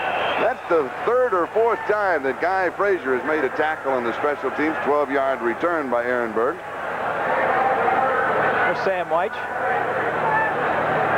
Sam's done a good job with the young ball club. He said he didn't want to come in here and change a lot of things. He really thought he'd have a better record at this point, but I think he thinks it's important to plan for the long term and not do anything for any quick remedies. He's got them playing much better the last few weeks. They had a disastrous start. The record is 3-7. Steelers record 6-4. So Cincinnati trailing Pittsburgh by 3. They could cut it to 2 if they can win here today. Malone feeds off to Pollard. Pollard is cut down. Jeff Shue makes the tackle. No gain.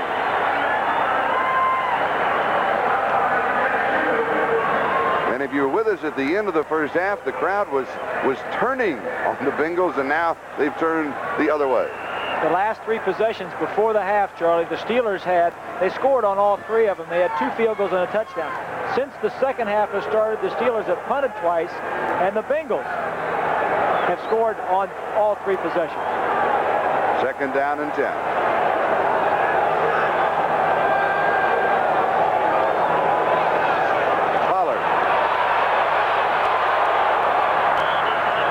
Blocked by the pulling tackle, Ray Snell. Bobby Kemp was there for Cincinnati. Now for an update. Let's go to New York City. All right, Charlie, in Foxborough, Buffalo had tied New England early in the third quarter, but the Patriots have gone back up as Tony Collins has scored from the 1. So the Patriots continue to hang on against Buffalo. It is 17-10, third quarter. And here is 15-13, third quarter. Frank Pollard, 59 yards rushing and 15 carries. Third down and 1, 32-yard line. Gain of 9 on the last play. Ehrenberg, first down, 35-yard line.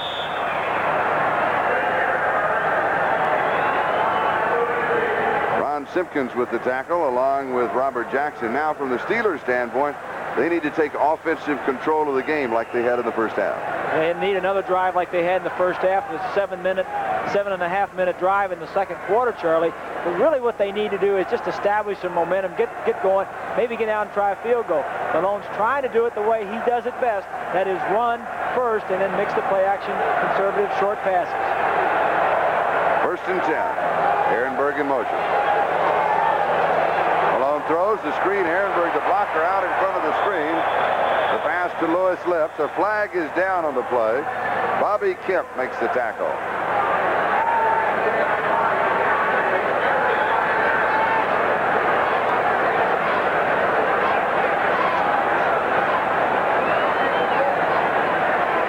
Discussion on the flag.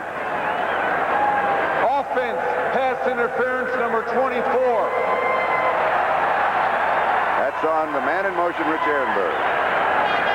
happens is Ehrenberg is right here. He's going to come in motion and come over and block one of the defensive backs as he comes up. The problem is the ball is not caught before he throws his block.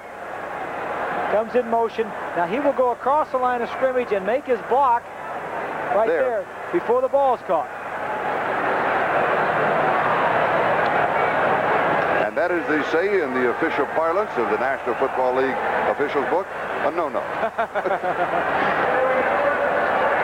So the penalty takes the ball back to the 25-yard line. It's first down and 20, as you can check the scoreboard.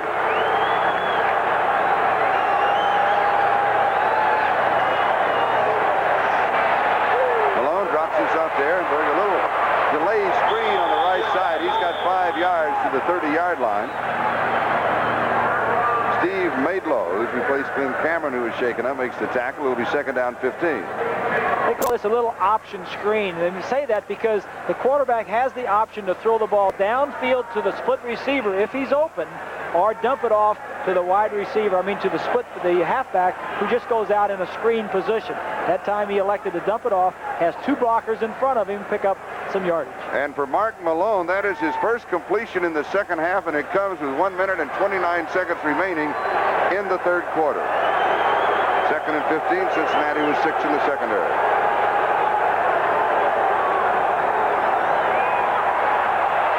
Three, Pollard. And he is caught by Crumrod. Gain of about 4 on the play. It'll be third down and 11. There's a good point that you just brought up, Charlie, about Malone. Only a second completion in the second half. They're trying to get him to, he's trying to do some things to get the team going. Try to get his confidence up, try some short, safe passes. He's not throwing the ball down the field, but just kind of little short passes to get some yardage, get the team some first down. Third down, 11. 46 seconds and counting. Time remaining, third quarter.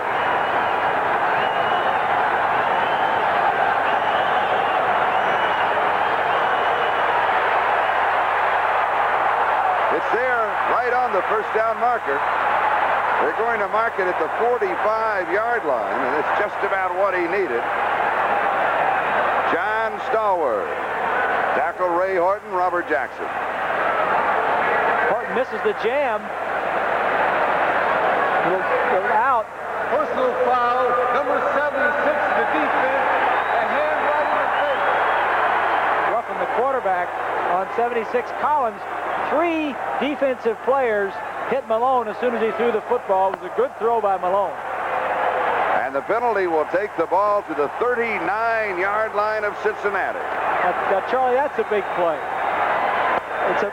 The reason it's a big play is for 2 reasons. Number one, Malone makes a big play as we see 3 defensive men coming after him. I don't think it was 76 Collins. I think Edwards got there first.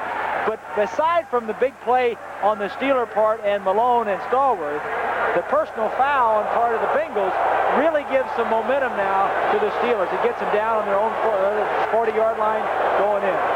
21 seconds left to go in the third. Ehrenberg in motion. Going deep. Lips. It is intercepted.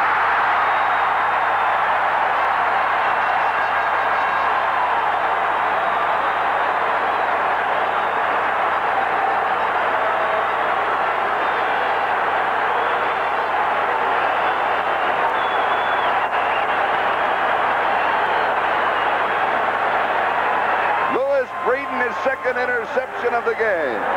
4th interception of the year. Malone had a chance here if he throws the ball more to the inside of the field and further down. He throws it back to the outside. As you see, there's no one to the inside of the field. He threw it where Breeden could get it. If he would have thrown it into the end zone and more toward the goalpost, Lips would have had a good chance to catch it. The ball on the Cincinnati 4-yard line. First down, Bengals. Turk Schonert, the quarterback.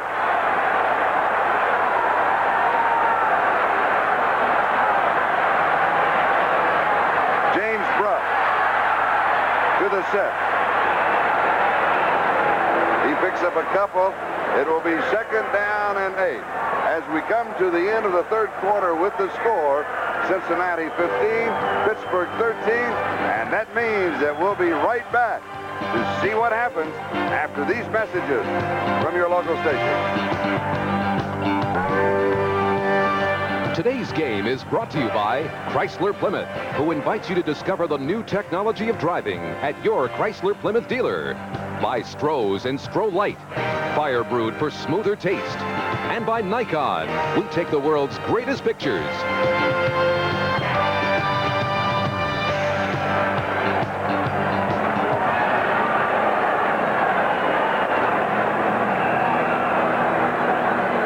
This is Charlie Jones, Bob Greasy. The statistics through the first 3 quarters, the time of possession beginning to creep up just a little on the Bengals side as they dominated the action in the third, and they have a 2nd down and 8 at their own 6-yard line.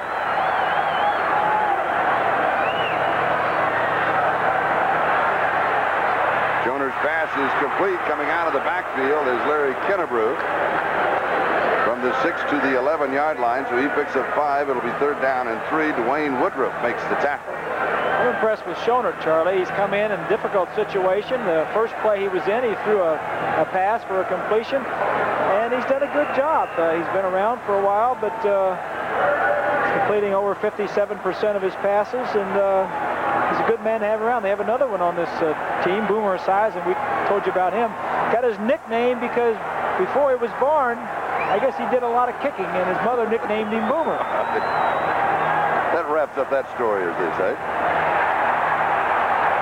Charles Alexander needs to go to the 14-yard line and almost makes it. It will be close to the 1st down. We may have the chains come out here. Let's check the scoreboard. Colts 9, Jets 5. No touchdowns in that one, I think it's safe to say. New England 24, Buffalo 10. Bills still trying to erase that 0 at the beginning of their record, and they've yet to win a ball game. Kansas City has gone ahead of Houston, and Houston has yet to win.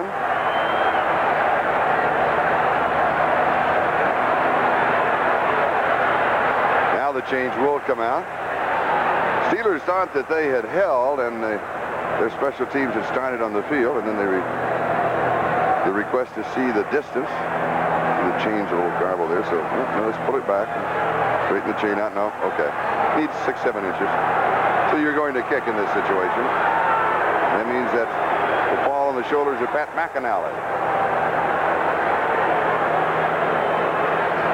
And the waving on the sideline is M.L. Harris needs to get back in, blocking purposes. And Charles Alexander comes out. Lewis Lips is set to return the kick, and the Steelers could have excellent field position.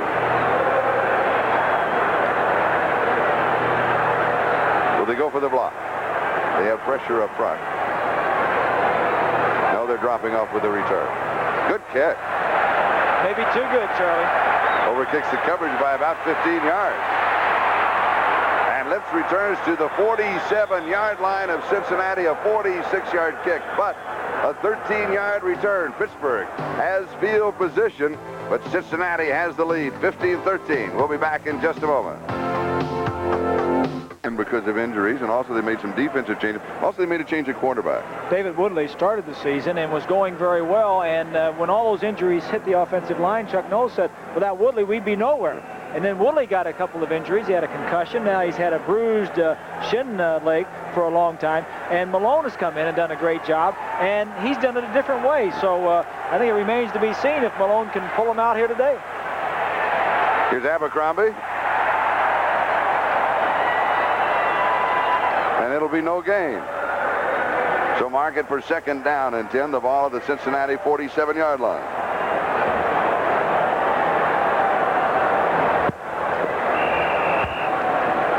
The Steelers' possessions in the second half have ended with a punt, and an interception. 2nd down and 10. We're moving on the 13-minute mark, time remaining in the game. Here's Pollard. 41-yard line. So he'll pick up 6. It'll be 3rd down and 4. Jeff Chu makes the tackle, along with Robert Jackson. The All-Pro this line, Mike Webster, 52. You know, he's been the one constant in this whole shakeup of the offensive line. As we see him blocking on Boyarsky, 61. Pushes his man out of the way. That's not a bad man to cut behind for Pollard. He sees Webster getting his man. But he's been the one constant. They've shifted sides, offensive right tackle to left tackle, but he's been the man that calls all the signals. Pollard, 65 yards rushing and 16 carries. 3rd down and 4. Malone has pressure, slips away from it. Aims for the sideline, goes diving at the sideline marker. And let's see where the officials mark the ball. Reggie Williams and Ross Browner were the greeting committee.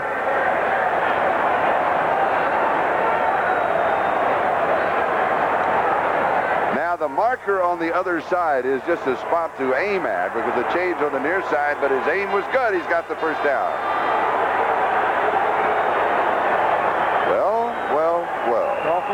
Dolphins by 4. That last play reminded me of a play that Malone executed last week.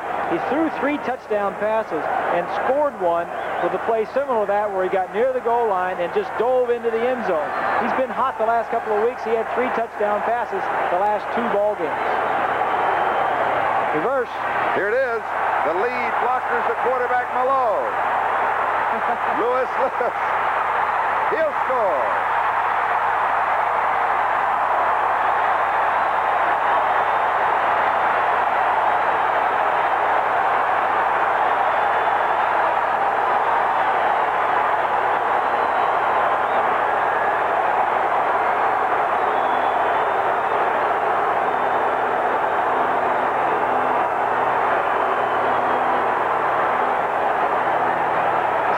Touchdown by the Steelers this season. Watch the offensive line this side. They'll go that way and then come back. These people here should be seeing that. We'll come back to that.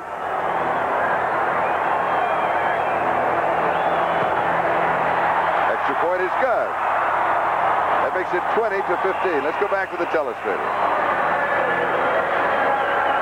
You can always tell what's going on by the offensive line.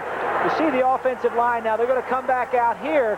These people, the linebackers, should be keying those people as they block down, and then they say, okay, here we come. We're going to peel back out. None of the linebackers are still there. There's nobody for him to block.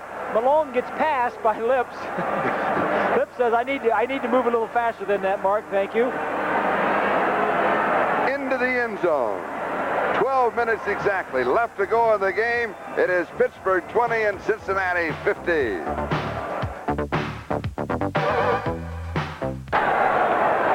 As part of the November to Remember Pro Bowling, Earl Anthony and Jay Randolph are your hosts. And we are back as Gary Anderson kicks off. Mike Martin on the return. And he returns to the 21, maybe the 22-yard line. 23 yards on the return. And Cincinnati will be moving on offense. Take a look at the scoring by quarters. The Bengals in the second half have scored on 3 of their 4 possessions. They get the ball here on their own 22-yard line. 11 minutes, 49 seconds to play. Kirk Schonert remains the quarterback.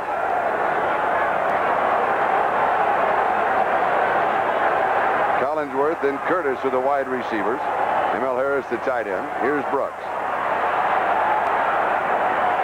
Give him a yard to the 23, and he kind of bounces to the 25. Robin Cole was there.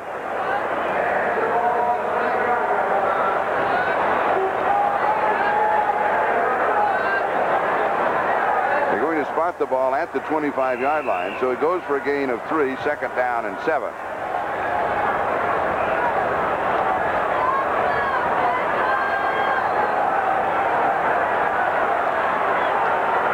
Brooks and Kennebrew are the running backs.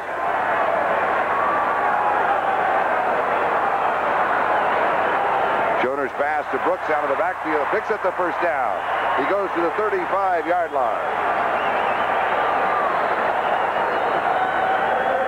Gain of 10 yards on the play. Harvey Clayton with the tackle. Excuse me, Charlie. He's just shown it seems to be so in control. He knows what he wants to get done. He doesn't get rattled. Steelers are giving him a lot of different looks. And we have an update on the report to Ken Anderson. It's a shoulder injury, but it's the left shoulder that he hit it when he came down. Exactly. I didn't think he hurt his right shoulder. He hurt his left one when he hit the ground. Official spotted 34-yard line, first down. Joner's pass is complete. M.L. Harris. 42-yard line.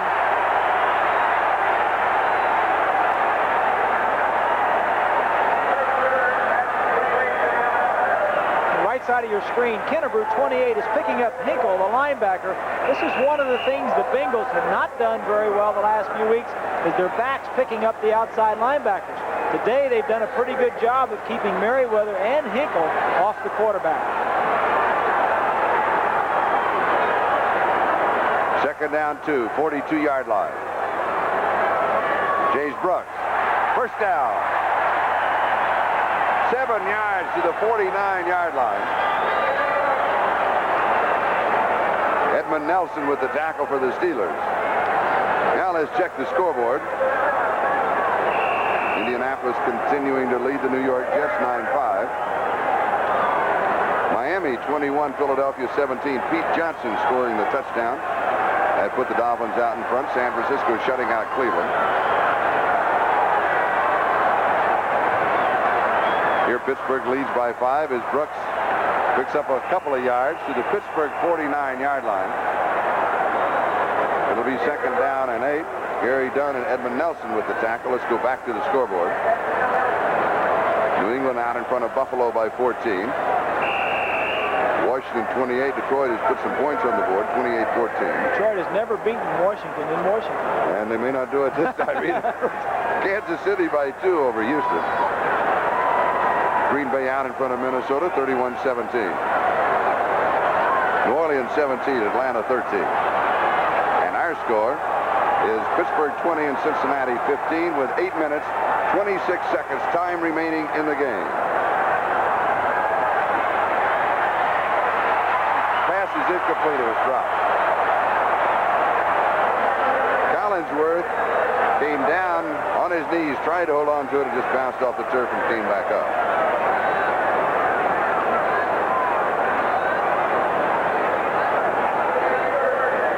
Games that go on within a game.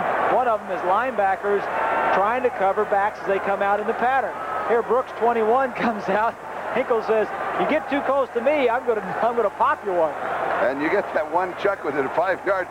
He takes it, doesn't it? Exactly. Dirk Schoenert has completed 4 of 5 passes for 70 yards. Third down and 8. Here they come. Clayton with the blitz and the sack. That is the 3rd sack for the Steelers. There's 2 safeties. One, Rick Woods, is 22, and Clayton is a corner, 33. 2 of them were in there along with Hinkle, number 53. Hinkle, 53. Kennebrew is 28, trying to block him. This is a very offensive. This is a very offensive defense that we were talking about, Charlie. One of the keys of the game, protecting the quarterback. 17 sacks by the Steelers have come from their linebackers. It's really a linebacker defense. They feature their linebackers, let them do the tackling and also the blitzing. Lewis Lips set to return the kick of McAnally. 7 minutes and 49 seconds and counting time remaining. Here's another good one. And he overkicks the coverage by about 20 yards on this one. It was low, driving kick here today. And the return by Lips to about the 19-yard line, where the Steelers will take over with 7:37 left to go in the game, and Pittsburgh on top by 5. Well, the field's been wet the whole ball game. We haven't gotten any rain as we thought, or snow. But just to show you what kind of situation the players are playing under. It is wet. Now look at that. Is that? You know, I don't throw sand in the face, but I didn't know about throwing water in the face. I don't know if those are cheers from Schoner or what. What is this? That last kick good for 50 yards with a 13-yard return. Steelers have the ball on their own 20-yard line, first down. 7:37 time remaining in the game. Hand off to Frank Pollard. Pollard will get 3, maybe 4 yards. I imagine here the Steelers will try and use the clock, even with now 7:23 and counting. Can't get some time off of it. Well, we said coming in that the key to their game was run the ball, and I think that's what they want to do right now. They want to run the ball. My wife's going to kill me for using this sheet. If it was a new one, you could bet that she's going to. I can tell you that. If it's an old one, you may get away with it. Gain of 3. Second down and 7.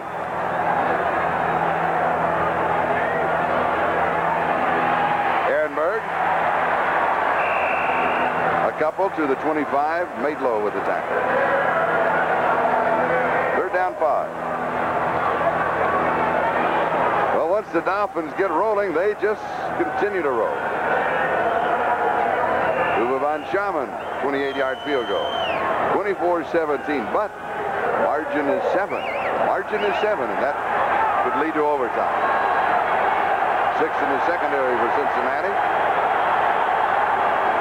There's the time remaining. Third down, just under 5.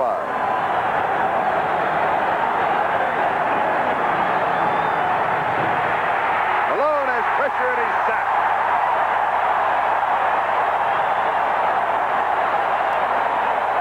Eddie Edwards, number 73.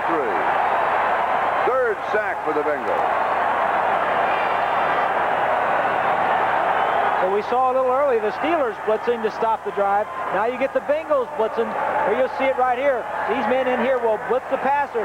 What he wants to do is go to Stallworth right here on an outlet. But this man right here is sitting in the direction where the dump-off pass would come, and he can't get rid of the football. Stallworth looks to the inside. The man is sitting right there, and that allows the sack. Here's the punt of Colquitt. Martin takes it at the 43-yard line and returns 8 yards to the Pittsburgh 49. A 40-yard punt. We'll take a timeout. 5:41. That is the time remaining. The Steelers lead by 5. The Bengals have the football 49 yards for the end zone. The Kansas City Chiefs now 14-9. Good field position for the Bengals. Cincinnati down by 5 here with 5:41 left. 49-yard line. Schoner into coverage and almost caught by Brooks.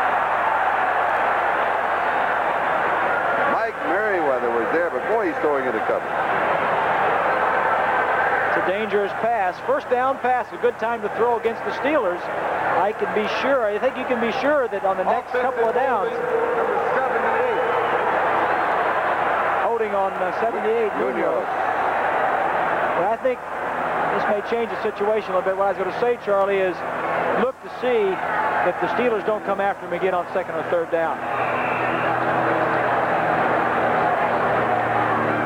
Sam White has done a good job with this offensive team. You know, you look where he has been and who he's worked with. He was out in San Francisco, worked under Bill Walsh, and really helped develop Montana and also Dwight Clark.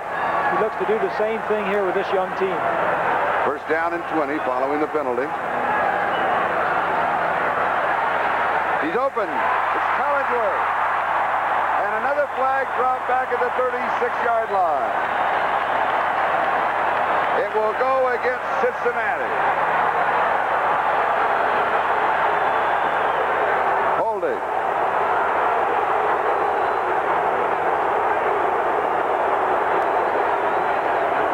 That flag was thrown by the line judge over on the line of scrimmage on the sideline. He looks into the backfield. Holding number 83. On the tight end, M.L. Harris. See, he's looking, the line judge is looking to the inside. As we'll take a look from the left side. Right here is where you're going to see the holding. Watch those two. Whoa. It's a takedown. Merriweather, the man we've been talking about, 57, leads the NFL, or tied with Lawrence Taylor in sacks by linebackers with 9.5. Holman, Emil Harris had to hold him. So it is first down and 30. Flags are all over the place.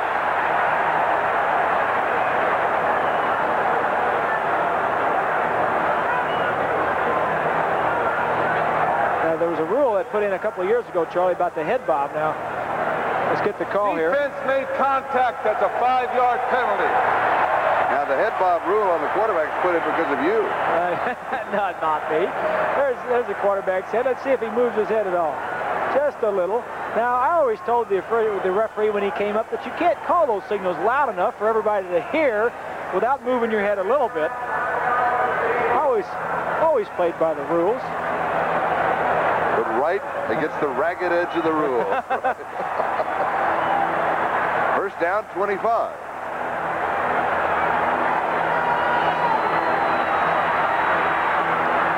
Brooks, he is hit. The ball pops loose. If it is a completed pass, it'll be the Steelers' ball. Did he have possession? That's the ruling we are waiting on. No, I don't think the linebacker, I don't think Hinkle had the ball long enough. I never thought he had possession of it.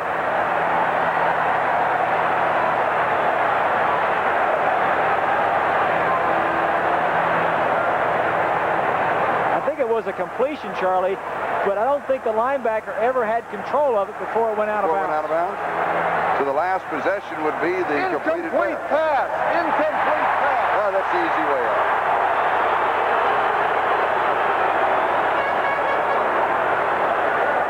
Well, we have the value of a replay to check this out. Now, this is slow motion, remember. Looks like he had possession to me. I'm not sure. Maybe we can run that back at regular speed if we could. Hinkle 53 never really had No, he possession. lost it out of bounds. So even if it was a completion, it'd be Cincinnati's ball. Cincinnati's ball only about 10 yards further back. Second and 25.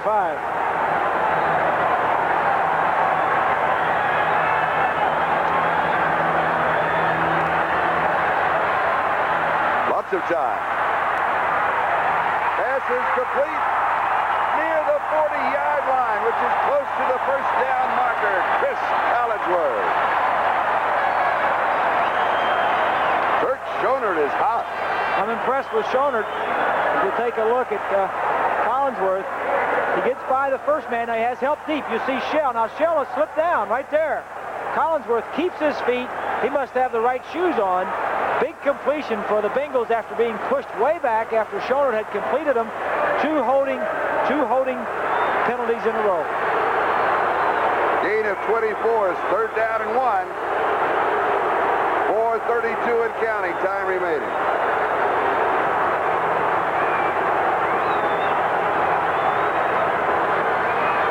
Kennebrew, first down.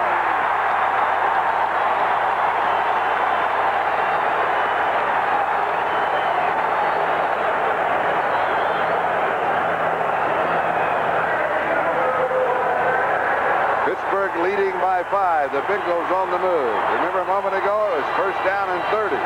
Back near their own 30-yard line. Just outside their own 30. First and 10. Pittsburgh 37.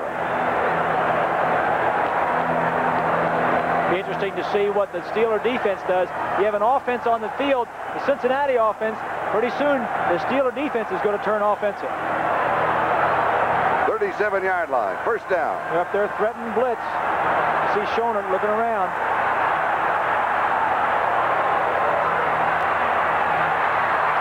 Collinsworth, incomplete. They had double cover. Dwayne Woodruff was the prime man. Let's go to New York City. All right, Charlie, we'll rejoin the Bengal drive in just a moment. This is a play from Arrowhead Stadium in Kansas City a short while ago. Warren Moon to the Oilers' Tim Smith down at the 1, but Moon scored on the next play. Houston, losers of 23 straight on the road and 0-10 on the season, lead 14-9 in the fourth. So So a little excitement going on not only in Kansas City, but also in Houston for those who are watching the game on NBC. Second down and 10. The ball at the 37-yard line of Pittsburgh. This one is drilled to Collinsworth. 20-yard line. First down. 17 yards on the play. Woodruff with the tackle. 3:15 and counting. 3 short steps. Good for your mix up your protection. Big hole for Schoner to see through. Throws it around. Little number 50 gets it in there. Good play by the Bengals. David Verser checks into the offense, and Rodney Holman comes out. No, it'll be Collinsworth that's going to come out. They'll stay with 2 tight ends.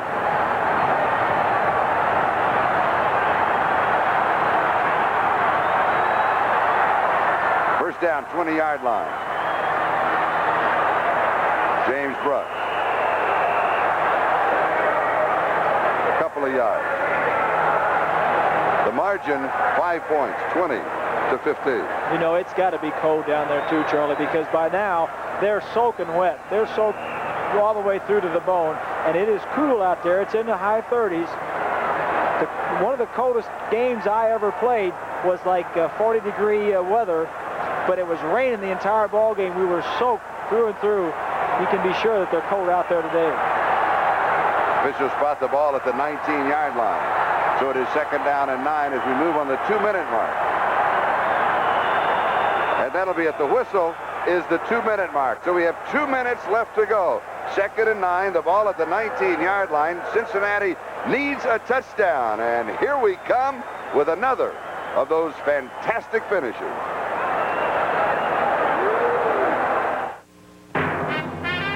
Alcoa presents Fantastic Finishes, 1972.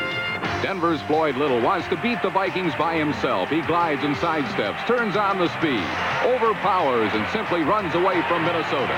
He has put the Broncos on top 20-16. But watch out. With only 17 seconds left, the Vikings come back as Francis Tarkenton flies one 35 yards to Gene Washington. And Denver loses a game they had won.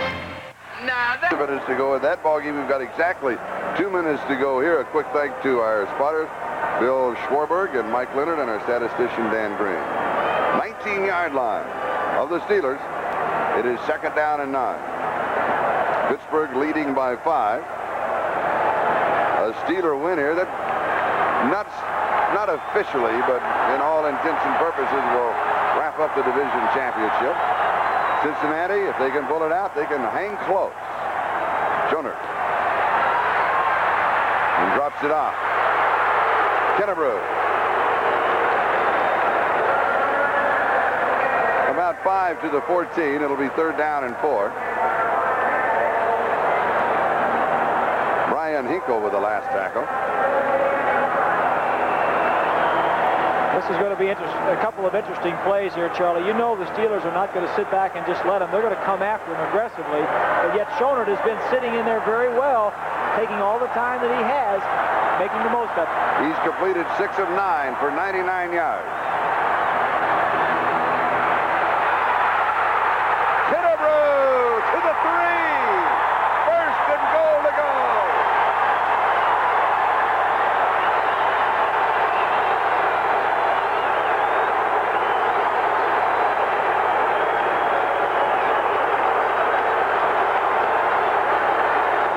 You wonder why they have running plays on 3rd and 3, 3rd and 4. The defense is looking for pass. Sometimes a quick trap, quick hitting play up the middle can spring it. Big play for the Bengals. Kennebrew. Touchdown.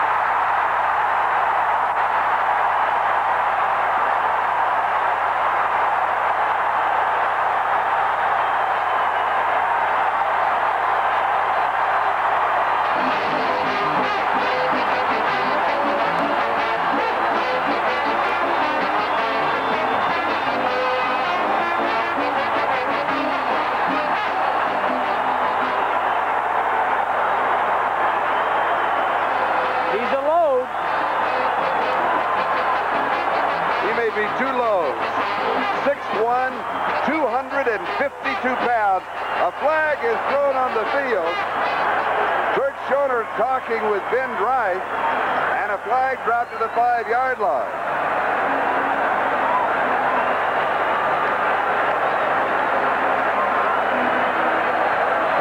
Yard drive, 8 plays. It started at the 49. Remember, went all the way back to the 30-yard line of Cincinnati due to penalty. Sam White's out talking with Ben Dry. Timeout, Cincinnati. Second timeout. I mean, we have to do that. What do you have to do, Ben? It must be an automatic call or a rule book call of something that happened, or possibly something that was said. Maybe it was all the Bengals that were out on the field, Charlie. I didn't notice that many running out, but... We got a 5-yard penalty on the kickoff for demonstration after the touchdown. The demonstration after the touchdown.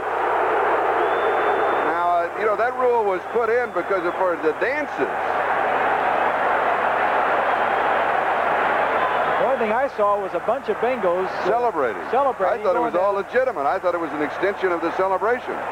The thing that they were trying to get away from was the choreographed celebration. The planned dancing or the planned spike or the high fives and all that stuff, or handing the ball over to somebody else. But Sam's not too excited about it at this point.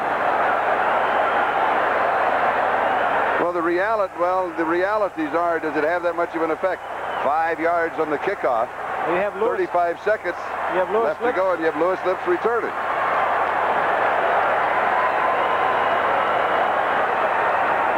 Ryder to hole. Reach with the point after. It's good.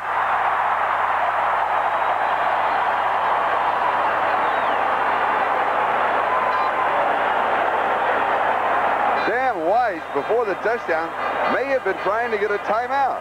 Yeah, he was. Look. Shows you what a coach can do for you.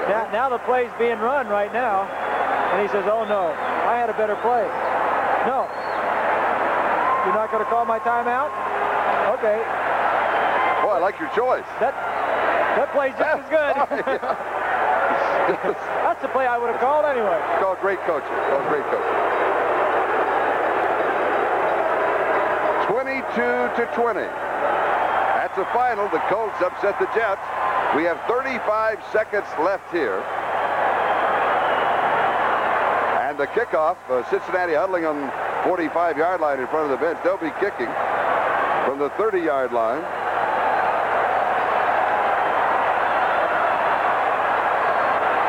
And remember, a field goal can win it. And Gary Anderson has hit this year a 53-yarder. It is. It's Rich Ehrenberg. You're right, not Lewis Lips.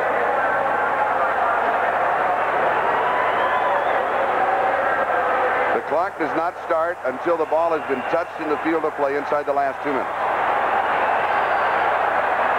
It is touched. It is picked up at about the 38-yard line. And that is Elton Beals who came up with it. And he will go in the stat book with a 6-yard return.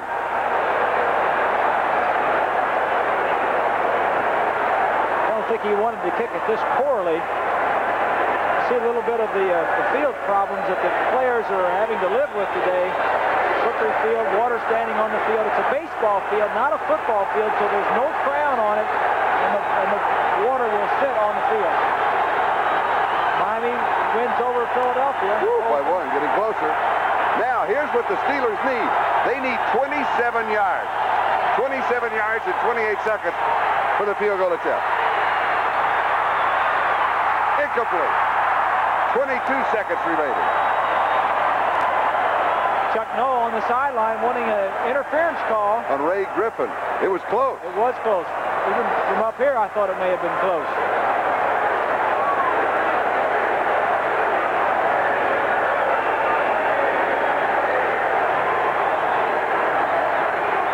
No, I couldn't tell.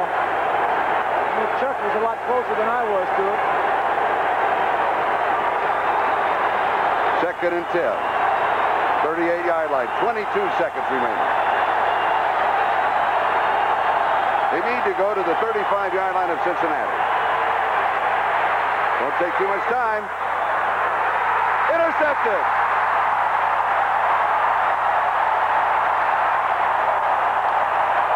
Ray Horton.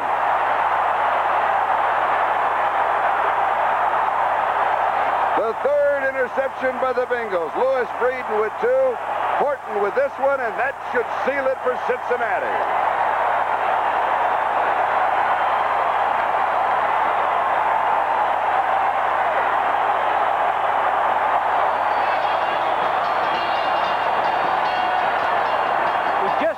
Gets this ball off before he is hit. Horton sees it coming all the way and is going for the ball before the receiver does.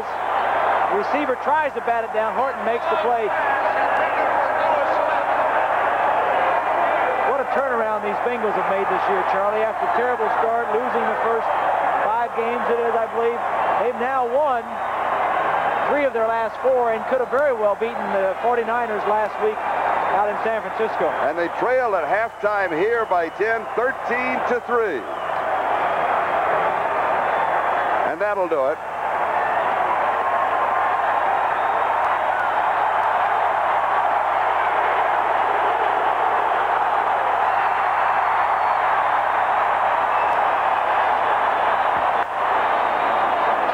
The results are the same. Final score in the football game. And it's official. The Cincinnati Bengals defeating the Pittsburgh Steelers 22-20. Always been before that we have to have balance, and Tony Dorsett has to be able to run and all those type things. And last night he says if we're going to be an offensive team, we have to get the ball to our wide. I'd do anything. This ain't no friendly game of doubt. Added shock value and gymnastics from way up there. I'd do anything. Tuesday at 10 p.m. on ESPN. This Saturday, for the first time ever, college football is coming to you live on ESPN Classic. Number 14, Michigan. Number 13, Minnesota. The battle for the coveted Little Brown Jug. Chad Henne and Braylon Edwards lead the Wolverines against the devastating ground attack of the Golden Gophers. Don't miss this heated rivalry as it reaches an all-new Classic level. ESPN Classic Live. Minnesota versus Michigan. Noon Eastern Saturday on ESPN Classic. 33 years later, the streak is over. In a Big Ten overtime thriller, Northwestern pulls off the upset and finally knocks off Ohio State. And it's now an instant classic, 8 p.m. Friday, only on ESPN Classic. I'm Matthew. Hey, ESPN, what do you think about college football going to a playoff system? What do you think about going back to a best-of-5 series for the first round? What do you think about the fact that LA can't hold on to a football team? What do you think about all these running backs retiring in their prime? What do you think of Wallace's fro? Does he play better with it or without it? Hey, ESPN, I got a question for you. What do you think about making some pants? Introducing ESPN Originals, hoodies and tees, available only at Foot Locker. You have to get inside the car to really know NASCAR. And you can get that ultimate inside access with NASCAR in-car. For every NASCAR Nextel Cup Series points race, you'll see what we see, hear what we hear. Switch between 7 drivers on 7 in-car camera channels. There's no other way to get this much in-car access. Unless, of course, you're me. Call now to order and get the lowest price of the season. NASCAR in-car, only available on digital cable. Order it from Comcast today. For the first years of their existence, the Mets earned some derisive nicknames, like the New York Mutts. But as the 1969 season progresses, the Mutts really do become the Amazins. Woody always felt that baseball was, more than anything else, a game of statistics. And as the Mets' September drive gets into high gear, Woody is aware of the most glaring statistic of all. The Mets have never been in first place. Not ever. Behind the bland, blank facades of New York's big buildings, businessmen, diplomats, and other movers and shakers are so busy with the assorted excitements of decision-making that it sometimes seems difficult to turn them outward to the innocent, general excitement of sport. This week, however, the upward rush of the Mets united the skyscraper people with the barbershop, barroom, and bleacher sets which had seen the miracle begin. Together, they made a compact block of hysteria. Business types grabbed for baseballs as if they were checks at the big client luncheon. Fans who used to want nothing from the Mets but a little wry amusement now fought for garments that gave off the secret shine of success. What might have been an ordinary argument in April becomes a human windmill in the tornado of a tight race. No one admits to being superstitious, but who wants a black cat around at such a moment? This one darted in front of the Cub dugout, and perhaps coincidentally, the league leaders began making the mistakes that league leaders rarely make. The frustrations of a losing streak stick out like bits of broken glass as Randy Hundley drops his bat after strike 3. Through the years of their ineptitude, the Mets were loved like old, eyeless, stuffed animals, and played like them, too. But now they break rallies with balletic stretches. And a falling pitcher at first base holds the ball despite all for another out. Bunts, which used to be treated like live bombs, are now scooped up with ease. The crucial series used to be something the Mets saw on TV, but this week the doormat had become a flying carpet as the Cubs came to town to play 2 with a 2.5-game lead. The importance of the series was zippily underlined when Bill Hands sharp-shot the first Met batter, Tommy Agee. Met pitcher Jerry Koosman responded in slightly more than kind by vigorously slapping the wrist of the next available Cub, Ron Santo. Agee made his reply when next up with a 2-run homer to give his team an early lead. Later, with the fire which has turned a funny ball club into a furious force, Agee stretched a single into a double, which eventually provided the winning run. The pitching star of this first game was Jerry Koosman, who finished it with the flourish of a 13th strikeout and sent the yells and dreams soaring up into the night sky. The next night, nearly 60,000 jammed Shea Stadium. With the cruel gaiety of bullfight fans, they waved white handkerchiefs at old hero Leo DeRocher, the Cub manager, and called derisive goodbyes. When Tom Seaver pitched a masterful 21st victory to bring the Mets within 2 percentage points of the lead, Leo was probably happy to say goodbye himself. After the many years in which a trip to 9th place was a rare and thrilling outing, the Mets and their fans are a little startled at the bright lights of the heights, but they're adjusting. I think it's the maturity in the guys. They're all young. We're all young, and of course I'm an old guy in this ball club at 27. We expected to maybe finish in the middle of the pack and maybe not have a shot at anything really. Of course, this was based on my first 4 years with the New York Mets, and even that was an optimistic outlook. The New York fans either want the best or the worst. I don't think they want anything mediocre. And when we were the worst, they loved us, and now that we're possibly the best, I think they'll love us. And I think it'll continue this way. Playing next against Montreal, the team which reminds historians of yesterday's Mets, today's Mets had a chance for the first time in their history to be alone on the icy peak of first place. Perhaps a bit frazzled by their heroics against Chicago, they advanced toward the throne with the uncertain step of a farm boy in a carnival fun house. They crept to a tie in the 5th inning on a disputed balk, which brought about a brisk debate and another of those handkerchief displays that make Shea look like Harvard Stadium. The stagger became a trudge, and the Mets, egged on by their marching cry, hung on doggedly into extra innings. They showed a flash of brilliance as they cut off a run in the top of the 12th. Then they exploded into first place as Met spikes cut into the plate and Expo Hearts in the last of the 12th gave everyone a wonderful moment of madness. For Chicago, it was the first day this year out of first place. For the Mets, whatever the future will bring, the first day in it. A team which has fought its way from being a joke to being a club which can take victory calmly, and which can make its owner, Mrs. Joan Payson, swagger like a musketeer, can well ponder the words of Francis Bacon. He conquers twice who upon victory conquers himself. This is Haywood Hale Broun at Shea Stadium. Has the ball, a throw to first, and the Mets for the national Mets make it to the World Series when Woody's World, the Miracle Mets, returns.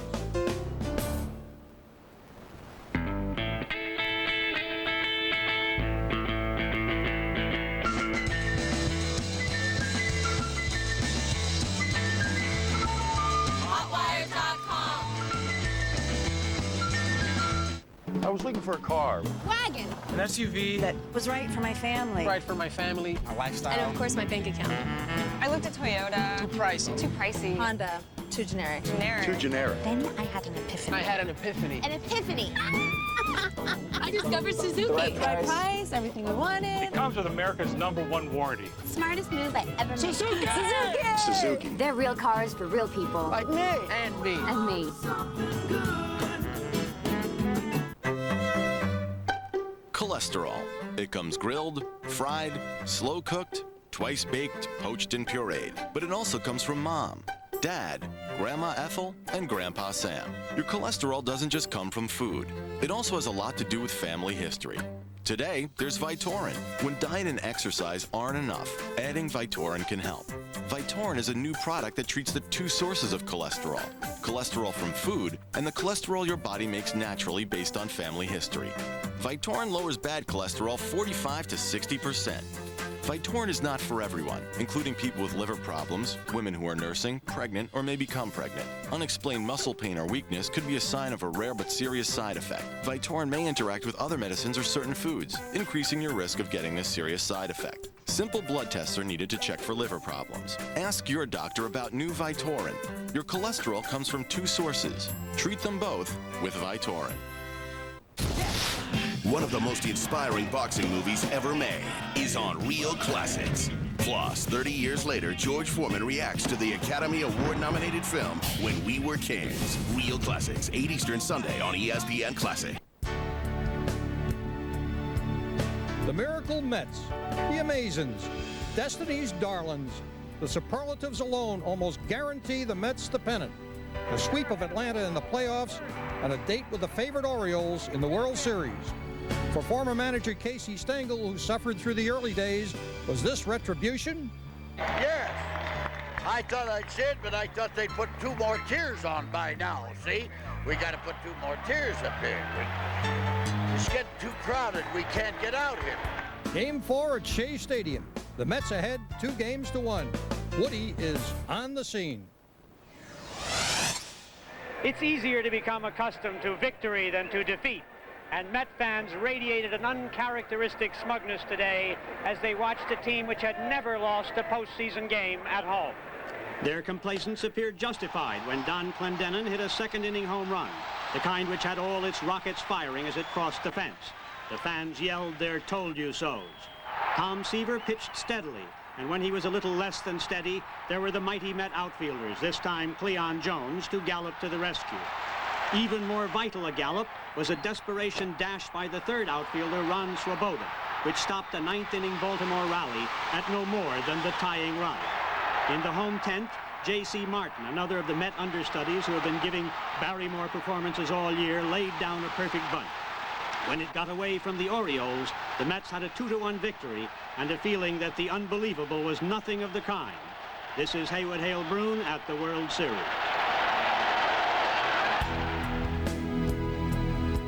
Game 5 is to be the last at Shea Stadium, and a raucous, rollicking crowd desperately wants to see the almost worst to best. The Miracle Mets desperately wants to see them win it at home. It is Thursday, October 16th, 1969. Here is Walter Cronkite. Annual Classic. Haywood Hale Broun reports the incredible. It is here that the World Series has had its greatest moments.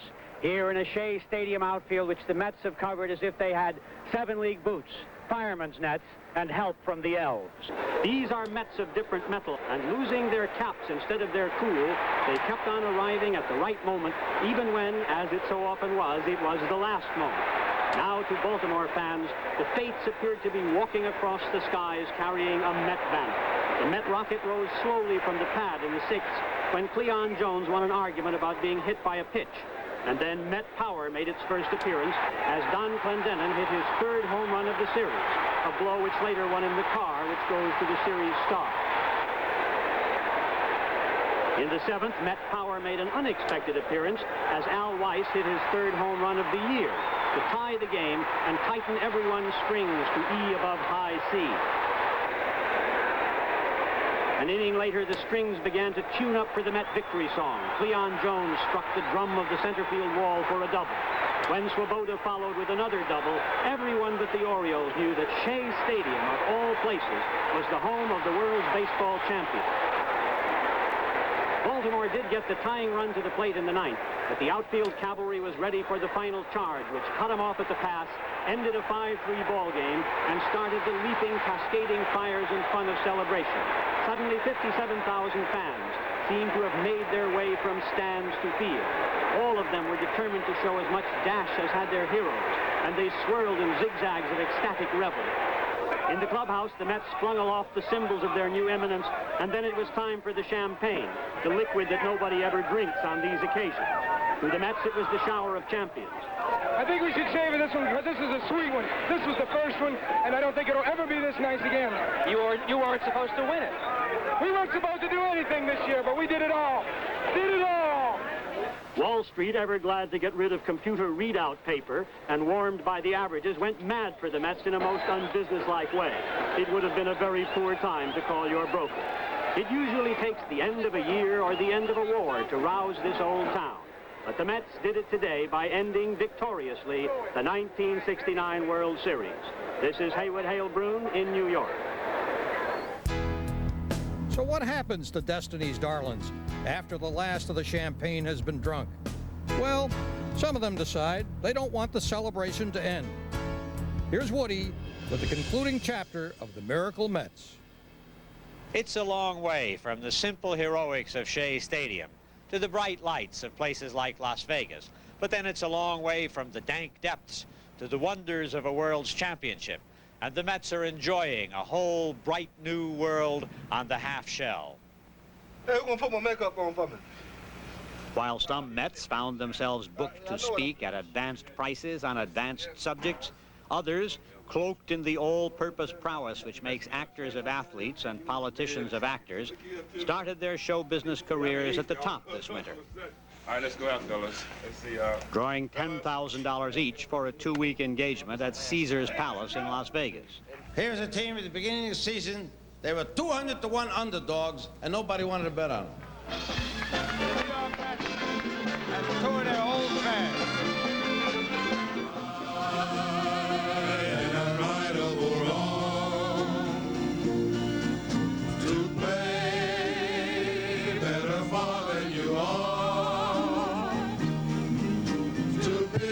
Vocally, it appears that the only 300 hitter in the group is the soprano, who drowns the earnest athletes with a careless brio the Baltimore Orioles never managed. This is Haywood Hale Broun.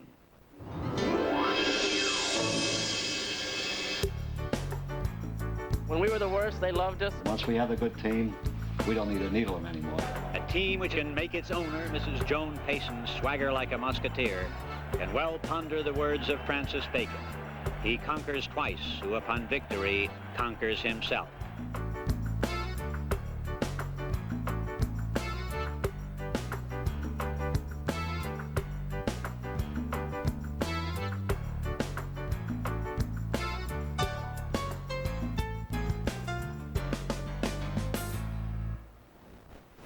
Fat men in small speedos. Next Thursday on Cheap Seats.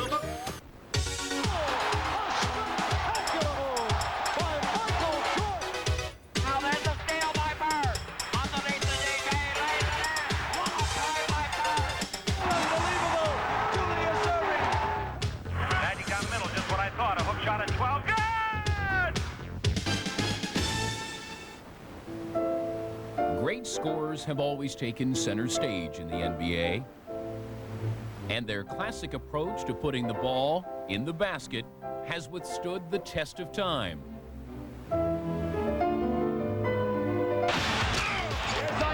Sort of. Barkley wheels to the baseline. I'm looking to destroy my defensive man. Jordan on the drive. All the way to the rack. Oh! They always say that I was very powerful underneath the basket. I was a pussy cat.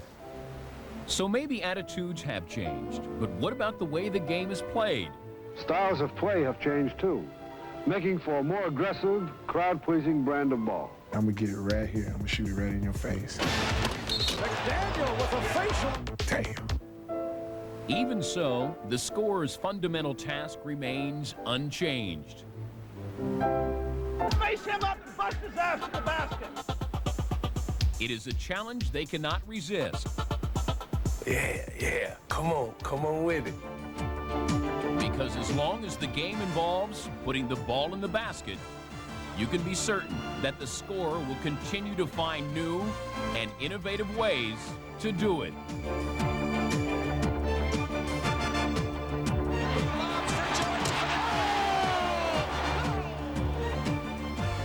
Shooting stars, great scorers of the NBA. Enter the Basketball Hall of Fame and walk into basketball history. Visit the birthplace of basketball and explore the greatest teams, players, and coaches through hundreds of state-of-the-art exhibits. Show your skills on center court and even meet your favorite legends at live events. Bring the family to Springfield, Massachusetts and experience everything about the world's greatest sport. The Basketball Hall of Fame. It's where the game never ends. What if you lived in a world where you could never see your favorite team play? Alley-oop. LeBron hammers it home. I'm Gordon Gund, owner of the Cleveland Cavaliers. At the age of 30, I lost my sight to retinitis pigmentosa. Today, more than 6 million Americans are losing their sight to retinitis pigmentosa and similar diseases like macular degeneration. But you can help. Join the foundation fighting blindness. With their support, a cure can become a reality. And someday, everyone will get a chance to see you play.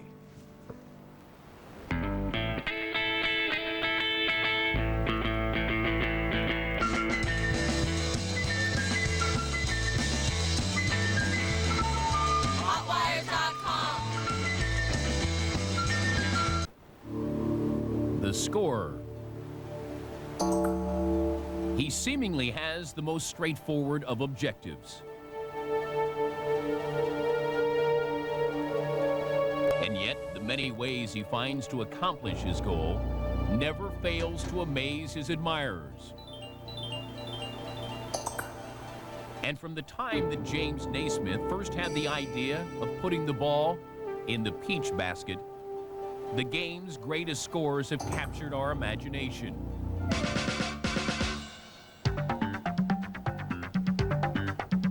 George Mikan of the Minneapolis Lakers was the NBA's first scoring giant and its first celebrity.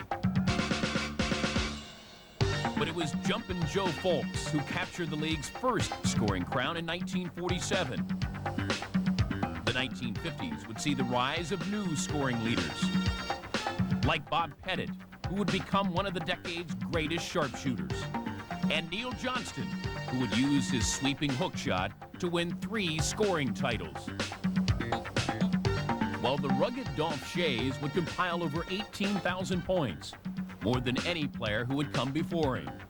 And pitchin' Paul Arizin would parlay his sweet jump shot into 2 scoring titles of his own. But these players would merely set the stage for the most imposing score in NBA history. For Wilt Chamberlain would not only score points at an unprecedented rate, he would leave opponents in a state of shock. Do you think that if you were a pitcher in baseball and Babe Ruth came up to bat, you wouldn't be a little bit intimidated? Well, I was that to a great many students that play against me. Not only was I bigger than most in height, but also was a scoring machine that they had to guard. And they were really in awe about that. Just physically, he was bigger, stronger, faster than anyone's ever played. Even today, with all the guys, there's nobody that can compare with him physically. Chamberlain would use his incredible bulk to dominate both in body and in mind. Well, he was the most unbelievable center I think that's ever played the game in terms of intimidation. He was the most intimidating player that ever played this game. You didn't ever want to get him mad because I think he could play the whole team by himself, and I'd seen that happen a few times, and I always was very nice to him on the floor. There was no scoring feat that was beyond Chamberlain's prodigious reach. I was capable of averaging 50 or 60 points a game or scoring 100 whenever I wanted. And on March 2nd, 1962 at Hershey, Pennsylvania, Wilt would do just that, as he stunned the sports world by scoring an astounding 100 points in a single game. I remember when I got the newspaper and the newspaper said that he had scored 100 points. Well, I thought it was a typographical error. It wasn't, nor was the fact that Chamberlain would average over 50 points a game for that historic season. That is the most mind-boggling thing I've ever heard of, to play over 80 basketball games and average 50 points a game against the type of talent that he had played against. I mean, that's a phenomenal feat. Wilt would gain instant legend status, becoming the standard by which all great scorers would be measured by. And he wasn't afraid to say so either. Here's where the ego comes into play. I was brash, and I'm not trying to be, you know, a Muhammad Ali, but I'm the greatest, you know, but I could score 1,000 different ways. Wilt was very outspoken.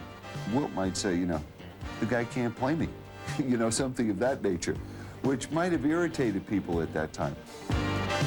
If you talk to him even today, no matter what it is, if you talk to him about playing pool, he'll probably have a story about he's the greatest pool player that ever lived.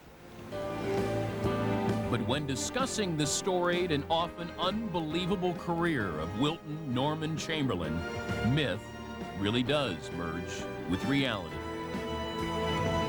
I think that Chamberlain would have dominated the game more so today than he did then. West stops from 23 feet and fires it. Zips in and comes out, no good. Great rebound by Wilt, slam dunk. I honestly think that if I played right now versus my time, I'd average 70 points a game. Passes under to Wilt. He's got it. He puts it up and slam dunk.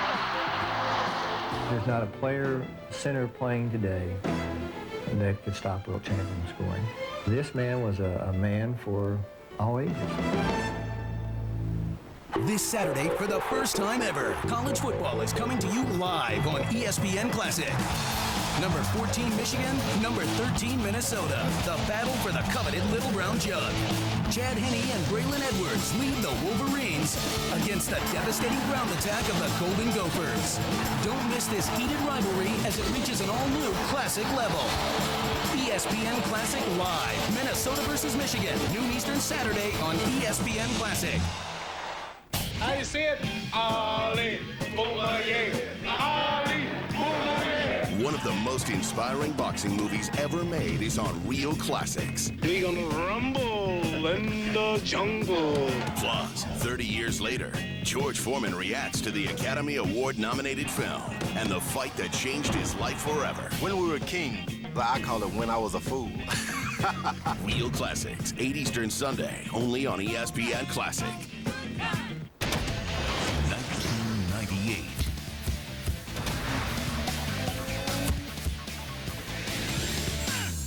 Classic. Discover the amazing Music Choice presents critically acclaimed singer-songwriter Jeff Buckley. Jeff Buckley captivated audiences around the world with his mesmerizing presence. Don't miss this rare Jeff Buckley concert featuring songs from the special 10th anniversary release, Grace, Legacy Edition.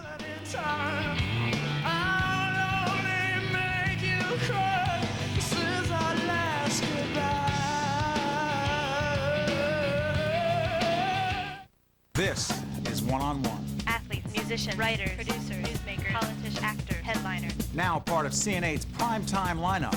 One-on-One with Steve Addabado. Weeknights 8:30 Eastern on CN8, the Comcast Network.